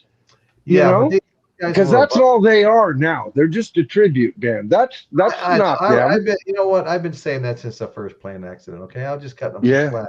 Cutting them some slack because they sounded so damn good last night. I'd go to see them, but not at Paul McCartney prices or anybody like that. Well, if they were included like as a free show at the county fair, that I got along with my ticket, I'd drop in and see them. Well, what do you think about this one, Michael? Chicago and Styx are touring together across the USA from July through September. Yeah, they still have 2 or 3 of the original Chicago. Chicago is a group that, changes. So do they still have the DNA of Chicago? I guess. And Styx. You said they're with Styx? Yes. Okay, and Styx is currently out making some of the best music they've ever made. That would be a concert I'd like to see, sure. Well, you know what? I like the way you said that. They still have the DNA, because I mean, let's face it, when it comes to a band like Kiss, if you've got Gene and you've got Paul, nobody else seems to care anymore. And they would follow those two guys to the end of the mooth, no matter how many drummers and guitar players they changed. If you're a fan of those guys, you probably don't care anymore either. And to be truthful, there's the Lennon and McCartney of Kiss. I mean, if George and Ringo had quit or they fired them, I'm sure, and still decided to go on as the Beatles, I'm sure there would have been much further success, and that would be enough DNA to some of the casual Beatle fans. I wouldn't have liked it, but Okay, well, I know Dan will get a kick out of this because Dan was there. Dan was on the ground. He was there. We had a whole bunch of Kiss fanatics, and I wound up with 4 of them as my co-hosts for almost a year. Yeah. And oh my God, they loved them some Kiss. And I tell you, and I used to see pictures of these guys. They'd show these pictures, and they're standing there with Paul, and they're standing there with Gene, they're standing there with Eric Carr, and I'm going, wow, they really got to know these guys good. I had never heard of a meet and greet where you pay these guys $300 to shake their hand, and maybe have them sign 2 albums for you. So, I mean, I would have swore that one of those guys in particular, I won't throw his name out. I like him. I know you're talking about. But I would have swore I saw a picture of him at a meet and greet, a $300 meet and greet, being burped at 90 days old, by Gene Simmons. Wow. That's right when I first became aware of your channel. That was still when you were. Yeah, I used to watch those. Well, don't get me wrong. They all the guys were funny, and they knew a lot about rock and roll. It wasn't just Kiss, but they were great streams for what they were. They were great. I kept coming back. Right. Okay, so next we have Foghat and Nazareth are embarking on a co-headlining tour starting April 30th in 2026. Foghat and Nazareth. Who's left in Foghat? There's nobody left in Nazareth either. Yeah, I've seen them about 7 years ago. They were with I think Foghat and Toto. It was a co-headline show. Foghat was really good. Actually, no, it wasn't at the casino. It was at the Blues Fest. They played the Blues Fest in 2017, and they were excellent then. Since then, I don't know, but they were excellent in 2017. Which begs another question: who's left in Toto? Yeah, I have no idea. Well, Toto's Steve. I saw Toto. I think Steve is the only guy left, isn't he? Yeah, I saw Toto with Loverboy. That's who they were with. Loverboy and Toto was at the casino. Wow. Well, some of the casino shows are, you know, who was it? Agent Pepsi on last week's stream brought up, you know, that's kind of that's the secret. That's the secret spot to go see any band you care to see, is if you can see them at a casino show. The performances are very live, generally speaking. There's only so much they can do as they travel the circuit, and you get a more honest performance, a more intimate performance, and people really love those shows. I'd like to see some of those. Well, yeah, like there's 5,000 seats here at the Coliseum here in Windsor, and it's there's barely a bad seat in the place. Yeah, yeah, exactly. And 5,000 sounds like a lot, but you know, some of these bands used to tour 50,000 seat arenas and more, far more. You know, so 5,000, yeah, that's a very large auditorium almost. You know, Yeah. I love Kimba's comment. Paid meet and greets are an abomination to rock. I couldn't agree more. Oh my God. I agree too. You pay all this money to watch these guys, and they'll come out and spend about 4 minutes with you and shake your hand and let you take their picture with them and stuff, and you pay them hundreds of dollars. Are you kidding me? Yeah. No, I saw Foghat 2 times, and the first time was out in San Diego at the sports arena. Probably capacity, probably 15,000. You know, so it was a big auditorium. Then the next time I saw him was here in Dallas. It used to be a little movie theater, so it was more intimate. And the same original band, you know, but that's been when Lonesome Dave was still alive. And, you know, I think when Lonesome Dave passed away, that kind of, I quit really listening to Foghat after that. Because to me, Lonesome Dave was the center point of that band. Well, he turned out to be, huh? Right. You know, speaking of small theater settings, you know, seeing a band that is just the best set. Like you, I saw Boss Gags and Pablo Cruz at the California Theater, downtown Santa Rosa, the same California theater that I watched my first R-rated movies and childhood movies. I grew up with that theater, and they were ready to condemn it. There was a last-minute push to save it. It didn't work. But Boss Gags and Pablo Cruz played that night, and the acoustics were just so wonderful. I had balcony seats, so not front row seats. And from the back, I had front balcony. From the back balcony, you could clearly see every expression on Boss's face. That's the way to experience a band. Yeah. That you almost can't explain it. You know, it's such an intimate feel. Well, you know, guys, this Dalek Shalom, I got his comment up right now. He's making a really, really valid point about the European classical music and where all our rock and roll stems from. And Doc Insomnia has been, you know, kind of hinting at that all night himself. Oh, is this the original Dalek? I always call him Dalek. But if this is, I don't know. He spells the Dalek part. He maybe he's changed because of when YouTube started using your handle, you know. He's Dalek Shalom now. Dalek Shalom. All right. I've always called him Dalek. You know, I thought that was a joke on the Doctor Who series. Let me know, Dalek or Dalek, but it's good to see you. Yeah. Yeah. I think it would create jazz, and then Jimi Hendrix would make jazz, and then that would make rock. So I think classical music is rock and roll. Classical music. Well, you know what? Because of where rock and roll went, thanks to the Moody Blues to begin with, I'd say as the first major band to go in this direction, embracing 18th and 17th century modes of music. they artificially inseminated classical music into rock and roll, although there is a claim, and I'll always hold this to be true, that Bach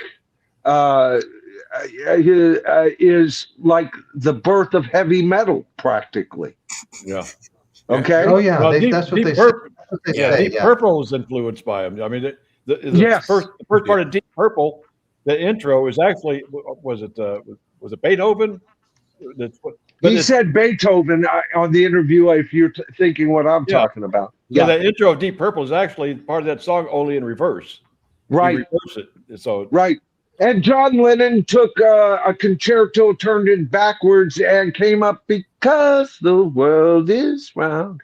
Oh, well, that even sounds like a Baroque piece of music. Oh, wow, wonderful! It's a trick we took classic, and to me, it's the classic rockers predominantly. 65 and onward that started grabbing that shit out of the air and going, yes, let's infuse our, we can go anywhere. Anywhere. Hey, That's magic, man. Michael Chavez, that's a point well taken. I've said the same thing myself many, many times. I've lightened up a little bit over the years. I do actually have a few of their albums, but it was, I was well advanced in it years before I bought a single album of theirs. Well, there is some validity. I was like Frank Zappa talking about Alice Cooper. I just don't get it. Okay, guys. So let's see who. And I guess I was too, at probably being a little bit too old, and you're even older than me, so you were definitely too old for Kiss. I feel like I'm getting that. You're rubbing that in on a weekly basis now. Well, at my age, so you grab at whatever straws you got, Royce. Well, I know. Hey, you know what? Foghat, Nazareth, we've gone through that. Chicago, I love Chicago. I saw them live at the Las Vegas Convention Center. Now we're moving on to Kansas, who are currently performing shows scheduled through May 29th. Kansas. Now, what a great band, Kansas is. I'm not sure how many is left from the originals. That's my only concern. I just picked up their second album in a secondhand store not too long ago. Great copy for real good price. And, it's got Point of No Return on it and Dust in the Wind. Their first album, they had Carry On Wayward Son. They were big to me, at least up until the point they haven't become Kansas, and I didn't keep up with them in recent years. I'm not sure when that happened, but I don't think they're quite Kansas either. Well, to me, the favorite part of Kansas was the violin player. The violin, and that was. But he passed away a couple of years ago. Yeah, and so if anybody can sound like him, that'd be great. But it's there's something about having the original person playing that. Well, who came up with the solo and everything, since it's so integral to that the hit Dust in the Wind, but many other cuts as well. So that's his DNA. All you can do is hire somebody who can do his style and hope that they can mimic his style enough for any new material. But it'll never have the spark of that human being who came up with that from his soul. To me, that I put them in. They're in part 1 or 2 of my current poll for the Mount Rock Olympus Hall of Fame. They so far are doing. The last time I looked, they're at the bottom heap. It doesn't look like they're going to make it out of the first draw unless people vote, and you can change that. And you've got time. But anyway, I had respect for them, and I put them on the list. That was my own volition. I loved them, in their heyday. Okay, so guys, next we move on to Santana. Seen him twice. Santana's going to be touring. I got real excited because he was going to do kind of a couple of different residencies at the House of Blues in January and February in Las Vegas, and so I got excited about that. My wife's been wanting to make a drive out there. We used to go out there fairly frequently because I grew up out there. I still go to my class reunions out there. I have friends that I've known since I was 5 years old out there, and that's not I'm not making that up either. Our mothers worked together, and we got babysat together at 5 years old. They worked together in the casinos at night. Anyway, so we used to go back to Vegas a lot. We don't go back to Vegas anymore at all. So I thought Santana would be a good opportunity to run back there. You know, I'd watch the man get up and breathe and run his crippled fingers across the fretboard. well, I know, you know? right before the residency was to start back there, he had some health reasons he had to cancel again. So I have to look. He had to cancel shows. Yeah, I have to look into that and see what's going on with that, because I love Santana. I've been a fan. Oh man, and and his health has been on and off for a few years now. Well, we often talk about how Santana is one of those bands where it doesn't really seem to matter much how much people come and go. Santana is still Santana, and you still love the guy. You still love his music. But I know that that I looked it up the other day because people were like, "Well, he doesn't have any original members." You don't hear that very often about Santana, to be honest with you. But that's not. See, I wouldn't go to see them. I wouldn't. I'd love to see them. I'll go see them if I can, man. That's a definite thing. But yeah, I know I won't be seeing Santana the band. Okay? No, that's okay. Michael, that ceased to kind of exist once some of the members became Journey. Yeah. Okay, well, Michael Shreve, the drummer, the infamous young drummer from Woodstock, stayed with him through his first 6 albums.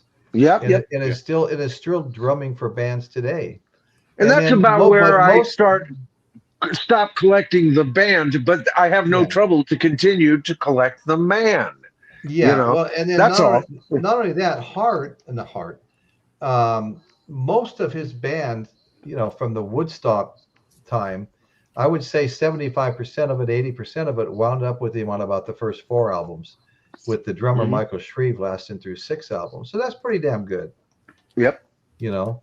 And the next band I wanted to talk about is Heart.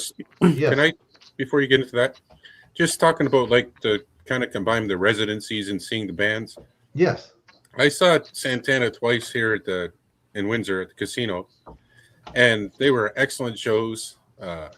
But seeing him here is one thing. Like we mentioned earlier, though, I would never go see them on a residency. I don't want to pay the same price for the hotel and airfare as the tickets. It's not right. And it doesn't matter who it is. I mean, even Led Zeppelin, I wouldn't pay that much. Well, maybe them, but still, I mean, the amount of, like you mentioned earlier, the residencies and all of that, I just think they're a complete disrespect to your fan base, unless you're willing to do it in different areas. Like if you like a 5 show residency, or I guess you have to have 10 to be a residence, right? But just do blocks of shows at your different areas instead of just staying. You got to fly to Vegas, and it's going to cost you $10,000 to get to Vegas, and another $10,000 to see the show. Like, what the fuck? What's the point? Well, actually, we fly for a couple of $100 here. We're not that far away, but try flying for here. And back in the day when we used to go often, we had our players cards, and we never paid for rooms either. But anyway, those days are long gone. Although we started talking about wanting to get away for a couple of days, and lo and behold, I tell you what, the algorithm has ears. Before we knew it, the Harris chain was sending us offers for free rooms, some meal money, and a little bit of gambling money. Oh wow! Well, I just saw since the show started tonight. I've been looking at my phone. Some of these concerts coming up. I actually see one in Vegas. I'd like to go see on April 24th. Mark Farner's American Band. So on April 24th in Vegas. April 24th in Vegas, yeah. Were they playing the Sphere or? No. It's just one show. Let me bring it back up. Where is it now? You mean he names his band after the song that he wrote, yet Don Brewer got songwriting credits for? Yes. Yeah, That- yeah. Well, the thing is, he asked Mark Farner if he could have Yeah. the songwriting credits because he'd helped on some songs, and I don't think he took credit for it or whatever. Well, he said So he said Don Brewer had never gotten credit. Never gotten credit. Yeah. Yeah. Well, it says he's going to be at the showroom at the Golden something. Golden Nugget. Probably so. I don't see it on here.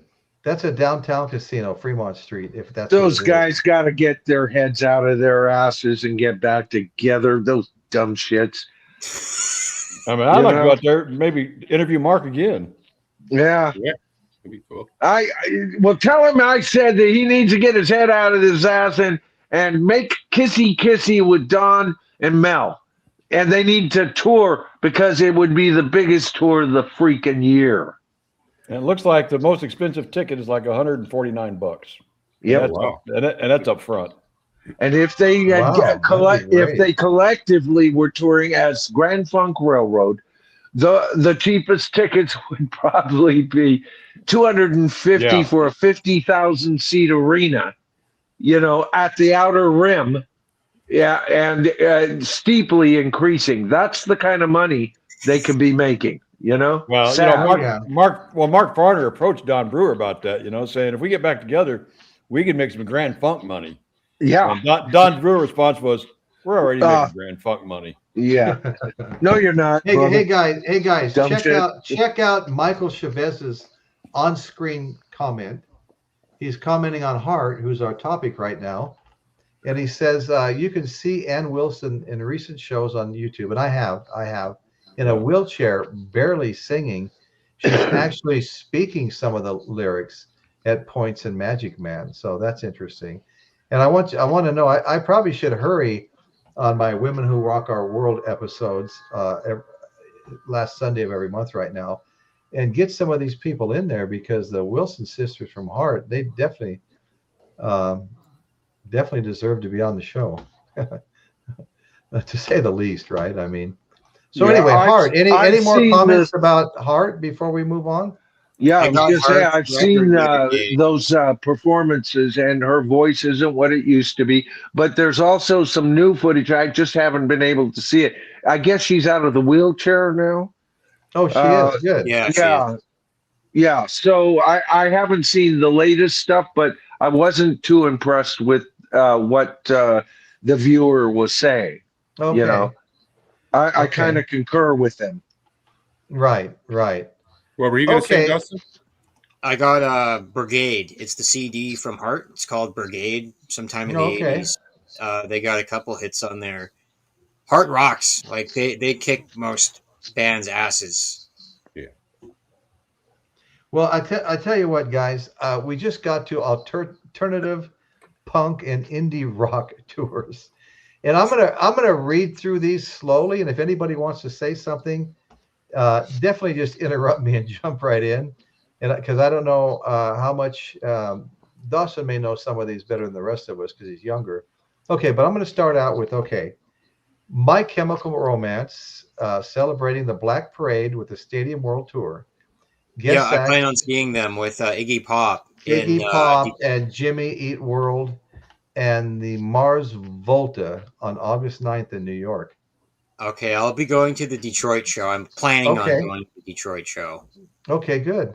I thought you might know a little more about it than some of us. Oh, I'm And then all the- over that one.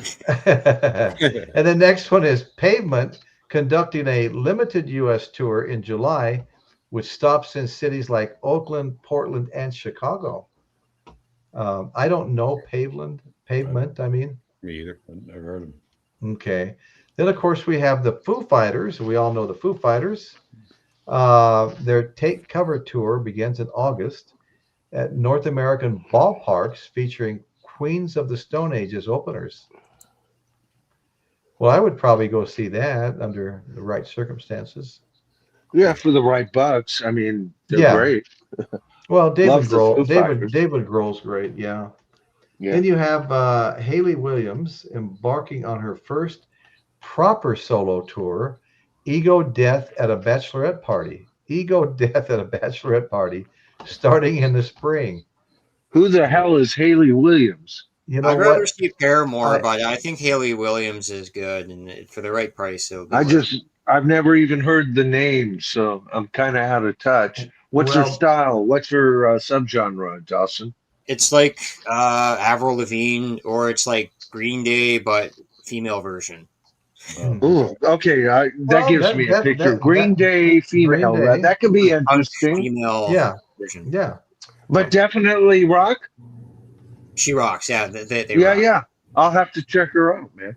Yeah. Okay. I'd see Foo then we- Fighters too. Decent price. Wait for the price to drop a little bit, but they got Queens of the Stone Age, which means that Dave Grohl might be playing with Queens of the Stone Age, or Queens might be playing with the Boos, and then you have like a super group. And if we're lucky and we cross our fingers, we might have them Crooked Vultures, and then John Paul Jones might show up. Oh, well, there you go. oh. Man. Hallowed be thy name, his name. You know. Okay, go. Well, JPJ. okay. So then we have Devo performing at Coachella and touring with the B-52s on the Cosmic Devolution Tour. Any comments there? Oh, I'd go see him. I like both bands. I liked both bands. Yeah. I was slow to get into Devo because they came off as kind of like a goofy trick song, kind of. Yeah, What I heard. yellow raincoat with red cones Right. on the head. you know. Right, and like I said, that's kind of some of the reasons I didn't get into early David Bowie. Kind of some of the reasons I didn't get into Kiss. You know, and my one kind of stinker to that hold is, but I did get into Alice Cooper of all people. But I generally didn't get into them when they were in that thing. But the more actually with them, I actually had to slowly grow to like them. You know, that whole whip it good. Now I listen to it and I don't hear any silliness at all. I just hear great techno rock, you know? Yeah. Well, the next And who band- else are they touring with, did you say? Oh, hold on. Let's see. B-52s. It was B-52. the B-52 and Cosmic Devolution. I just loved them. Tour.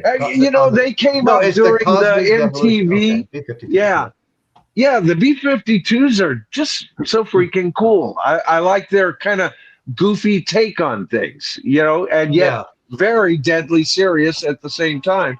But you don't know it until you actually listen to the lyrics of some of their songs. So great band. I loved them. I'd see Well, them. the next band I'm going to bring up is The Damned, and I've got one or two of their CDs. And I got those in that 150 CD haul that was given to me when I was working on an apartment building. Anyway, so I listened to them, and you know, I thought they were decent. The Damned, and Always they're heard of playing them, a never got 50th into them. anniversary. They're playing a 50th anniversary show at London's OVO Arena in Wembley on April 11th. Now, I'm going to throw this one up right now because we'll probably have some comments here. And this is the Sex Pistols going back on tour. They're touring in the United Kingdom to mark 50 years since their lesser free trade shows. Okay, they're going to kick that off July 2026 with 4 of the original members, of course, minus Sid Vicious, who passed in 1979. Wow. So the Sex Pistols, I remember hating them when they first came out and then warming up to them and liking them. I remember hating them when they first came out and still kind of hate them. Yeah, but I mean, when you got a guy like Johnny Rodden who never took a bath, how could you hate someone? Yeah, you know, I am insipid at times, but I'll hold to my point of view. Hey, it's better to turn out than fade away when it comes to Johnny Rotten. Yeah, I like what came out of punk. I've often said punk was essential. I just didn't like it for the most part. But then the Police kind of came out of those roots a little bit, you know, Yeah, and kind of new wavy punkish, you know. yeah, and some of the new wave that was coming out and blends of that and new wave kind of got into that, you know, that Yeah. beginning of the MTV. I kind of Yeah, okay. faded off of MTV really quick With before that, their with destruction. But in for it. that first blush, man, there was some amazing music coming out, you Right, know, right. and we needed that infusion. And punk Well, was one yeah. of those things. I just never got it. I just never got it. Never. I understand how it's supposed to be presented. You know, a limited knowledge of chords is almost essential. I understand. Let's strip down to the basics. That's the good stuff of it. I just I didn't care for the cacophony that actually came out from most bands. The Clash is about as close to punk as I start really being a fan of. I love the Clash, and many would say they're not true punk. I don't know. What does the panel think? Is the Clash punk? The Clash is punk. Yeah. The Clash is punk. Okay. I'll, So I I'll like go. the Clash. I'll go with Dawson. Yeah, I Sex think Pistols rule. Yeah. I think the But Clash the is Clash the band. were brilliant. I love them. You know. Yeah, I think Right. Clash is the band that brought punk into like new wave 80s kind of thing. Like just the Yeah, way yeah. you know, you got from London Calling to Rock the Casbah, you know. Yeah. Yeah. Yeah. Right, Very okay. integral songs. It was actually Rock the Casbah that sucked me in. And then I started listening to the other side, and I go, okay, this is a working man's band. I like this, you know. Now I don't know this next band. I'm sure someone here does, and that's Silver Spun Pickups. They're currently on tour, running through at least May 10th. Black Flag next is scheduled for live performances, including in San Luis Obispo, where I live. I'm just not familiar with them. So, anybody know of Silver Spun Pickups? No. I know Okay. Black Flag. Go see them. 100%. They're punk I've all heard the of way. Black Flag. Wait, yeah. wait. I haven't heard of the other. Dawson, you said go to them because of what reason? Punk. Black Black Flag is authentic. Oh, okay, authentic. I like that. You know, Stone Temple Pilots were influenced by Black Flag. Okay. I don't know about Silver Spun, but they might have like a good player in there. Maybe one good player, as far as I know. But Black Flag is the real deal. Okay, that's cool to know. Thank you. Okay, what is that? What is that current message? Let's see. Glenn Matlock is the original bassist of Sex Pistols, but I thought that they replaced Johnny Rotten over fighting over a Netflix series made about the band. I'm not familiar. Does anybody know anything about what Rock and Robin's talking about? Thinking that they replaced Johnny Rotten after.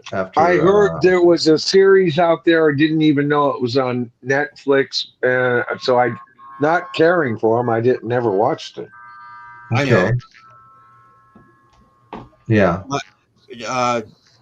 Johnny Rotten was the original, and then Glenn Matlock, he played on Anarchy in the UK, just that one song off the album.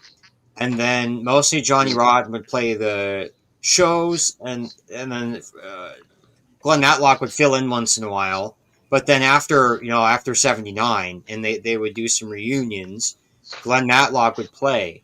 And I've personally talked to David Donnelly, who's in a band with Glenn Matlock and other Sex Pistols members, and he told me some of the background behind that. Gotcha. Yeah, he's over at what's her name's channel a lot. Yeah. Okay. All right. So let's we'll leave it at there. Yeah, right. Okay, so all right, let's talk about some modern rock and festivals. Incarnation Festival, July 17th to the 19th, headlined by Limp Bizkit. Where's this being held? Well, let's see. It's being held. I don't have that. I just have where it's wherever the Incarnation Festival is. I don't have that. Headlined by Limp Bizkit, Disturbed. I got a couple of Disturbed CDs. Bad Omens, and the lineup also includes Papa Roach, Gojira, and I think Gojira was at Back to the Beginning. Yeah, they were. Yeah, and a day to remember. So that's quite a headline there. A lot of And people. nobody I'd be interested really watching. Gojira opening up for some really great bands might be okay. Yeah. But Limp Okay. Bizkit and those, I never got it, you know. Okay. Then we have. I hear you. Then we have Rock Fest, July 16th through the 18th. I And like the title. it features The Offspring. That would be pretty good. Hailstorm, also at Back to the Beginning, Gojira again, and Limp Bizkit again, all at Rockfest, and that's July 16th through the 18th. Whereas the previous festival where some of this played at was actually July 17th through the 19th. So there's some overlap there. That seems kind of odd. I'm sensing a pattern, folks. No, I'm serious. Okay. Then we have, okay, now there's some stuff here that I like. Rock the Country, a multi-city touring festival featuring Kid Rock, Creed, Shinedown, and Leonard Skinner from May to September. I would enjoy seeing that. Yeehaw, sign me up. I already saw Leonard Skinner, the real Leonard Skinner. That'll do me. Same here. Yeah, no, that'll work. Yeah, They're not a draw for me at all anymore.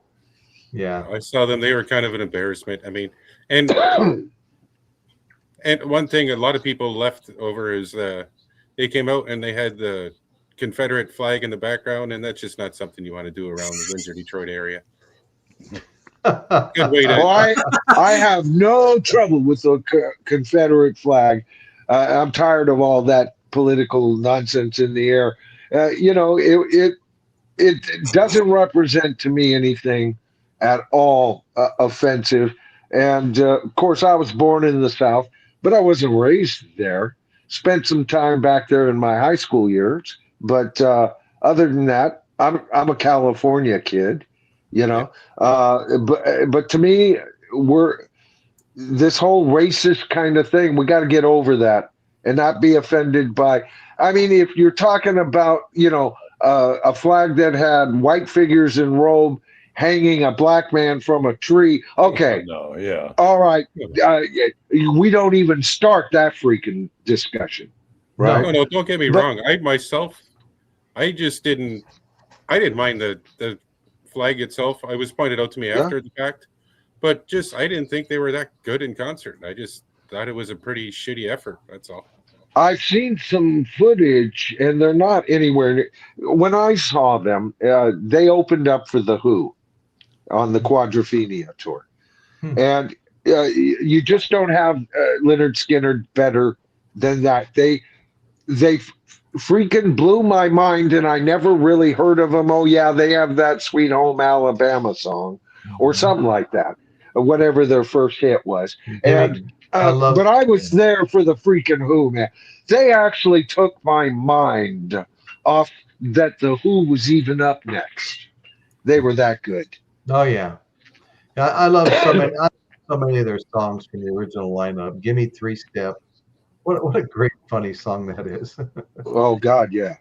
Okay, so anyway, the next one I want to mention is back to festivals. 5 Seconds of Summer, and touring in support of their album Everyone's Star. Okay.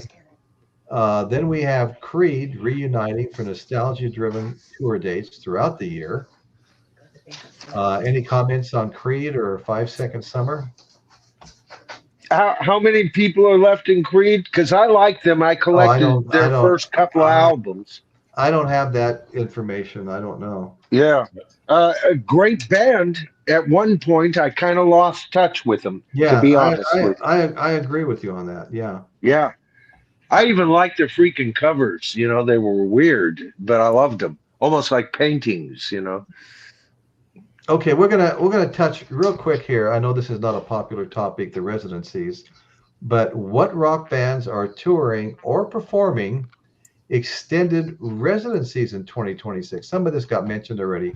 Heart residency, Eagles residency, and many of those. Hold on a second. Heart, Wheelchair, Eagles, Fake Vocals. Okay, keep going. Okay, okay. Okay, and they included reunions from bands like Rush and Twisted Sister. Fake drummer. Okay, okay. Well, all true, all true. I'm sorry, Uh, Royce. Don't. I'm just teasing you, man. I'm not offended by any of it. Okay. We're not talking Cool, about cool. me. We're not talking about me. We're talking about guys with millions and millions of dollars. Yeah, yeah, Major yeah. tours okay, so okay, more And we're major paying tours, for it. more major tours and residencies. Alice Cooper already The mentioned. traitor. Already mentioned Def Leppard. Already mentioned the Eagles, and they between those guys they have multiple Las Vegas residencies. So the only thing I'm going to throw out now, and then we can just open it up for whatever. Been open pretty much all night. Classic. It was a category I found: classic and legacy acts. And once again, there's going to be some duplication here, but we've got Cheap Trick, we've got Foreigner, we've got Rod Stewart, who hasn't been mentioned yet. We got the Beach Boys, and I didn't know they existed anymore, other than Mike Love. We have Toto, which has been mentioned. I always like Blue Oyster Cult, but I don't have any idea how original they are. Ooh. Comments? I'm just wondering, like, has after a band does a residency and then they go back to regular touring, like, I don't know any band who's done a residency and then like they were great after the residency. Like, does anyone know? I don't know. No, the residency well, seems to be like Florida in the winter. You know, everybody goes in. Residencies are where the old rockers go to die, man. Well, I've said it a million times. I grew up in the Vegas area, and there were always residencies, you know. And yeah, like Elvis, but they were right up until his fat period, you know. Right. Okay. Well, you know, let's see. Let's get back to somebody you haven't mentioned yet. That and what I noticed when I was going through all these residencies in Las Vegas, who's got the most shows? The one I noticed has 57 shows coming up, and that's Barry Manilow. Oh yeah. Barry Manilow, he's got 57 shows coming up, so he's got the longest I've seen of anybody. And you know, that's about how many albums of his I pass up a month at the used store. Hey, Royce, I just want to say something here. Go ahead. Caitlin is so wrong. Okay? Michael, Coop isn't a traitor. He's a genius. Of course he's a genius, girl, but he's doing a residency. What part of residency do you not understand? If Paul McCartney's voice is in disrepair, I ain't going to sit here and go, the Emperor looks great, even though the fucker is butt naked. Sorry. You don't mess with Cooper with Caitlin in the show. Oh, man. And when it comes to Alice Cooper, Caitlin and I are usually simpatico. You know, I'm sorry, Kate. I'm with Michael on this one. You got to give me a band that's been good after a Vegas residency. Yeah, there's that too. And I don't want to see him all holed up in residency. I want him out with everybody. But what was it? Glenn Buxton that passed away. I want the original band. We all want the freaking original band, Alice. Okay, you did a great album. Give us the original band. Get out of the old folks' home. Come back to us, Alice. Come back. Yeah, but Alice Cooper's only doing 7 shows out in Vegas, so it's not like that's officially not a residency, true, right? That's true. 7? That's true. Yeah. Well, you know, 2.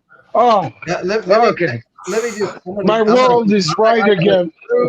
Just a few more bands I want to throw out that were part of that list I said I found of classic and legacy acts. I think I ended, and I didn't quite get to this one yet. And this is a band I truly like, the Marshall Tucker Band. I think that's a great band. Oh yeah. Foghat was good. Nazareth was good. I don't know about now. The Damned, B-52s, Motley Crue, Pat Benatar. We haven't mentioned Pat Benatar yet, or Neil Giraldo. Oh, she was great. I'm a big fan of her. Yeah. And then we have just a couple more. We have 38 Special, What I'd like to see is Quiet Riot. 38 Special is good. I seen him last year. Yeah, yeah.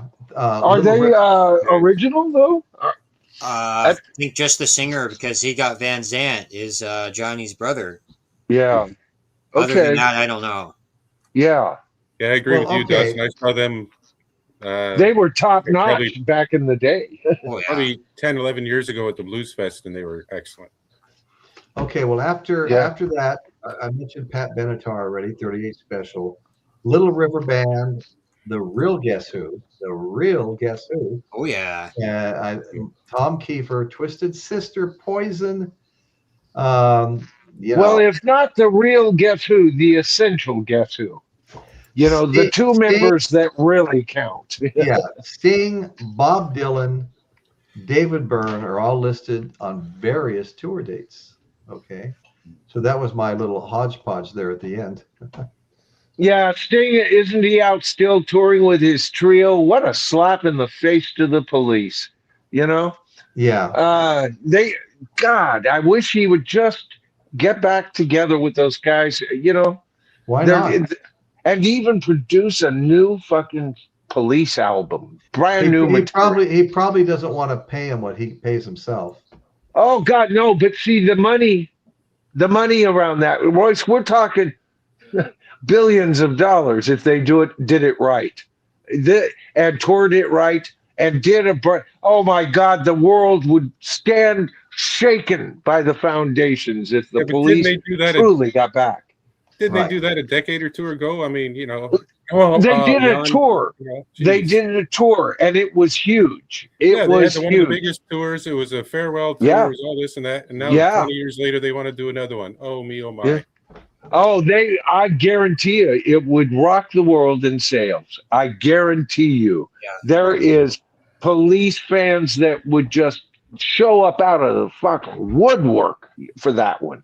Yeah, you know, I'm just twisting you up a bit. That's but no, that's okay. I was gonna say, you know, there was a chemistry that can't be matched musically by Sting's latest. I've seen several videos. The band is good, of course. Sting always brings us quality, if not his most exciting material. I thought his early solo albums, well into 10 Sumner's Tales, were all freaking great, right? They were always, with the exception of one album, slightly less than the 5 Police albums for me, you know. And I don't know if you guys were fans at all of Buck Cherry, but Rockin' Robin Bird brought him up, and so did Kate. And I was kind of a fan of Buck Cherry, not huge, but I met one of the guys.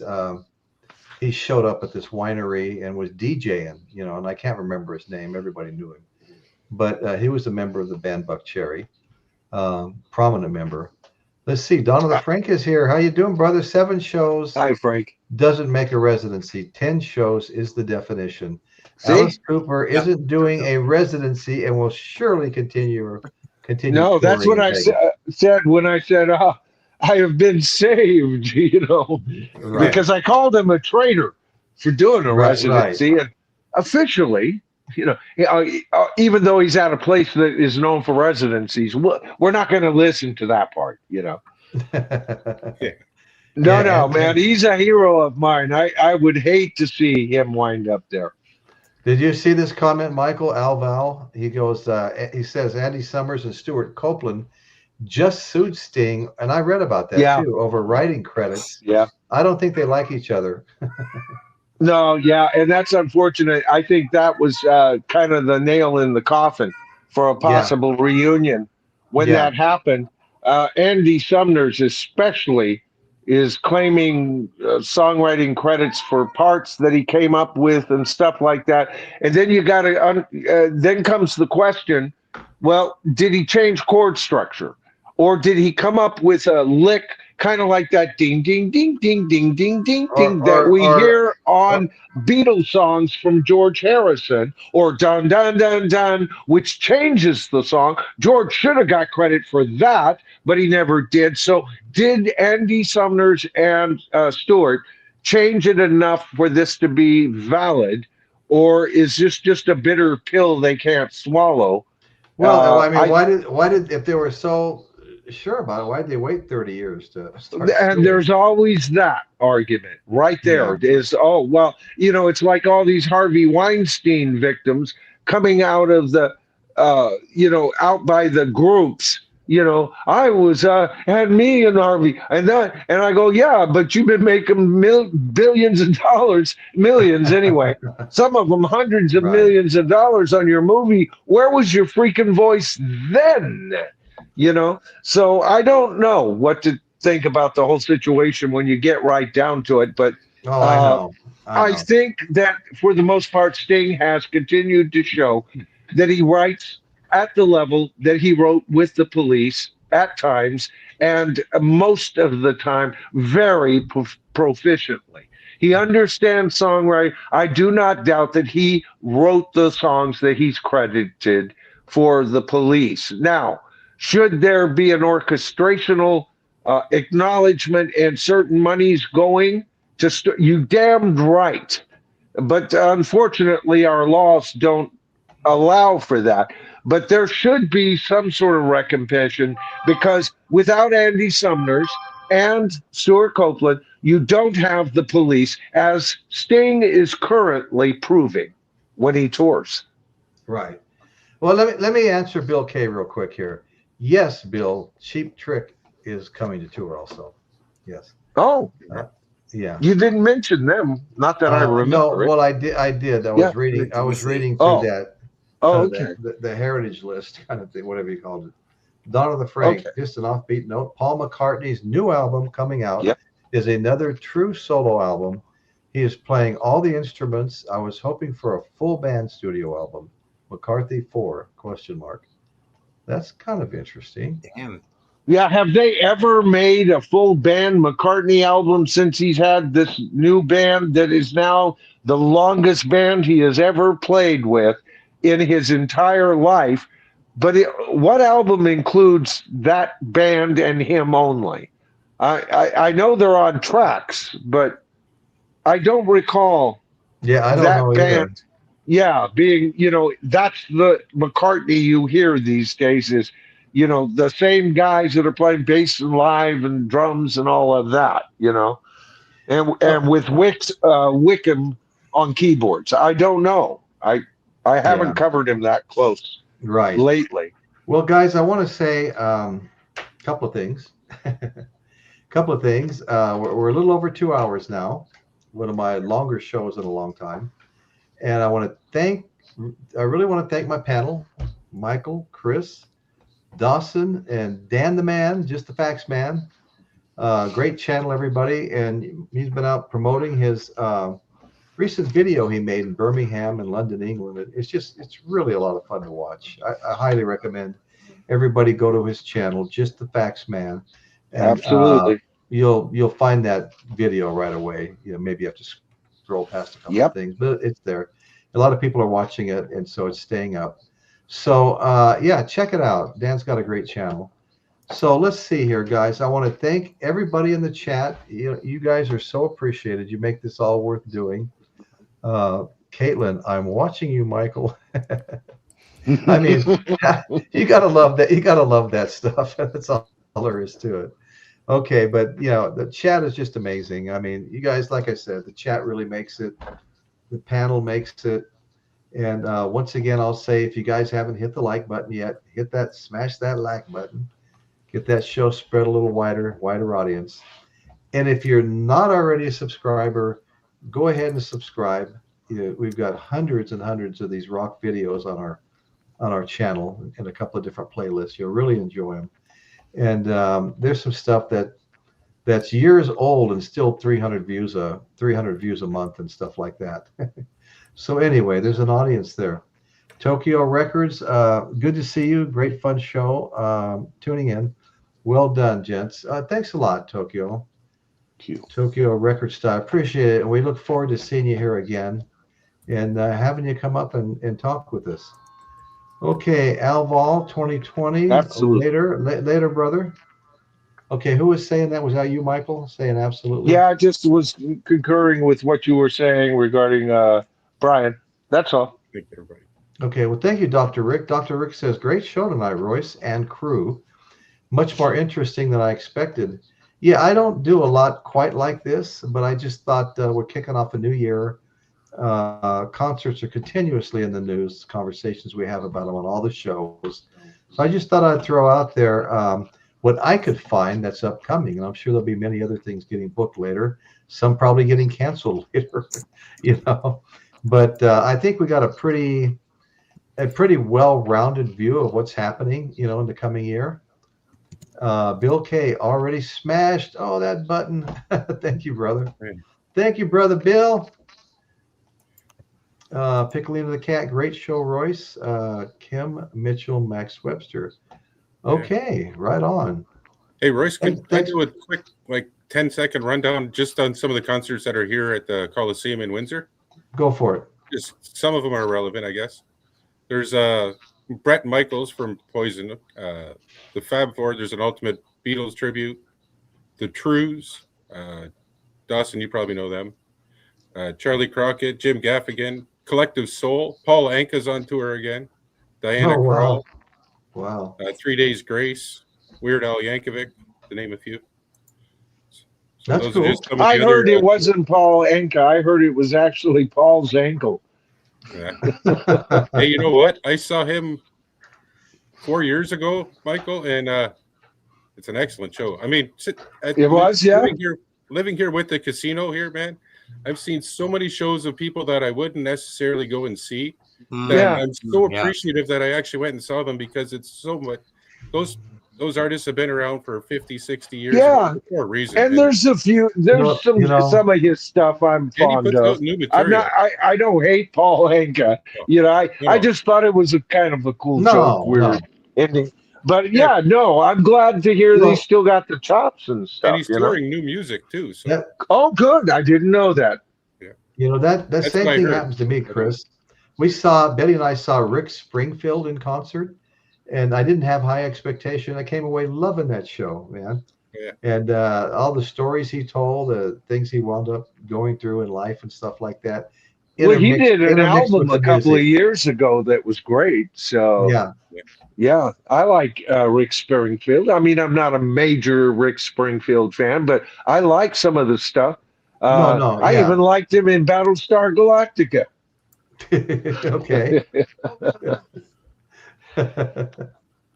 Collective Souls one, if they're around in your neighborhood, go see them. They're a great. Oh, I love Collective Soul, man. Okay. Major band for me, Chris. Very major band. Okay, friends. Any closing statements from the panel? I'll just start out by saying I enjoyed y'all tonight. The panel was great. The chat was great. And I just I love doing this because of the reasons I just mentioned. Yeah, thanks for having me on today. I'm getting a box of records in the near future. I just went over the records. A family member is going to send me some records, big box of them. And if you stay tuned, I'll name out some of the bands as I'm waiting for it. But yeah, no, good show today. Oh, thank you. And I'll just say real quick, Royce, my earphone, my left just went out, which means this one's going to go out any minute. Okay. Okay. But I just wanted, in case I have to just sign off while you give your closing remarks, I want to thank each and every member of the panel tonight, the Peanut Gallery out there. Don't take half of what we say as seriously as I think some of you may, and just have fun with it. A lot of it was tongue in cheek. And thank you so much, as always, Royce, to have no, Michael, thank for you. having me on. I appreciate you being a member of the panel. I really do. All of you I guys. always enjoy it. I do. Yeah. No, Okay, it's fun. folks. We have fun here. Anybody else got anything? Final comments? No, I basically echo what Michael said. Dan, we've been going 5 hours today. I know. I was just thinking about that. I looked at the clock. Wow. Yeah, 5 hours and almost 5.5 hours. My goodness. That's a long Well, way. this will be 2.5 hours and over for me as well. So it's not been a light day either. Wow. Okay, folks. Well, I guess we're going to sign off now. Thank you all for being here. Come back soon. We'll try to get another midweek pre-recorded out. I call them pre-recordeds because we pre-record them. That's what StreamYard calls them. So anyway, we'll try to get another one of those out midweek, a little more in the middle of the week, and we'll keep it going. And that's what's happening in Royce's world today. Thank you guys all so much for showing up, and good night. Appreciate you being here. Keep Good rocking. night, folks.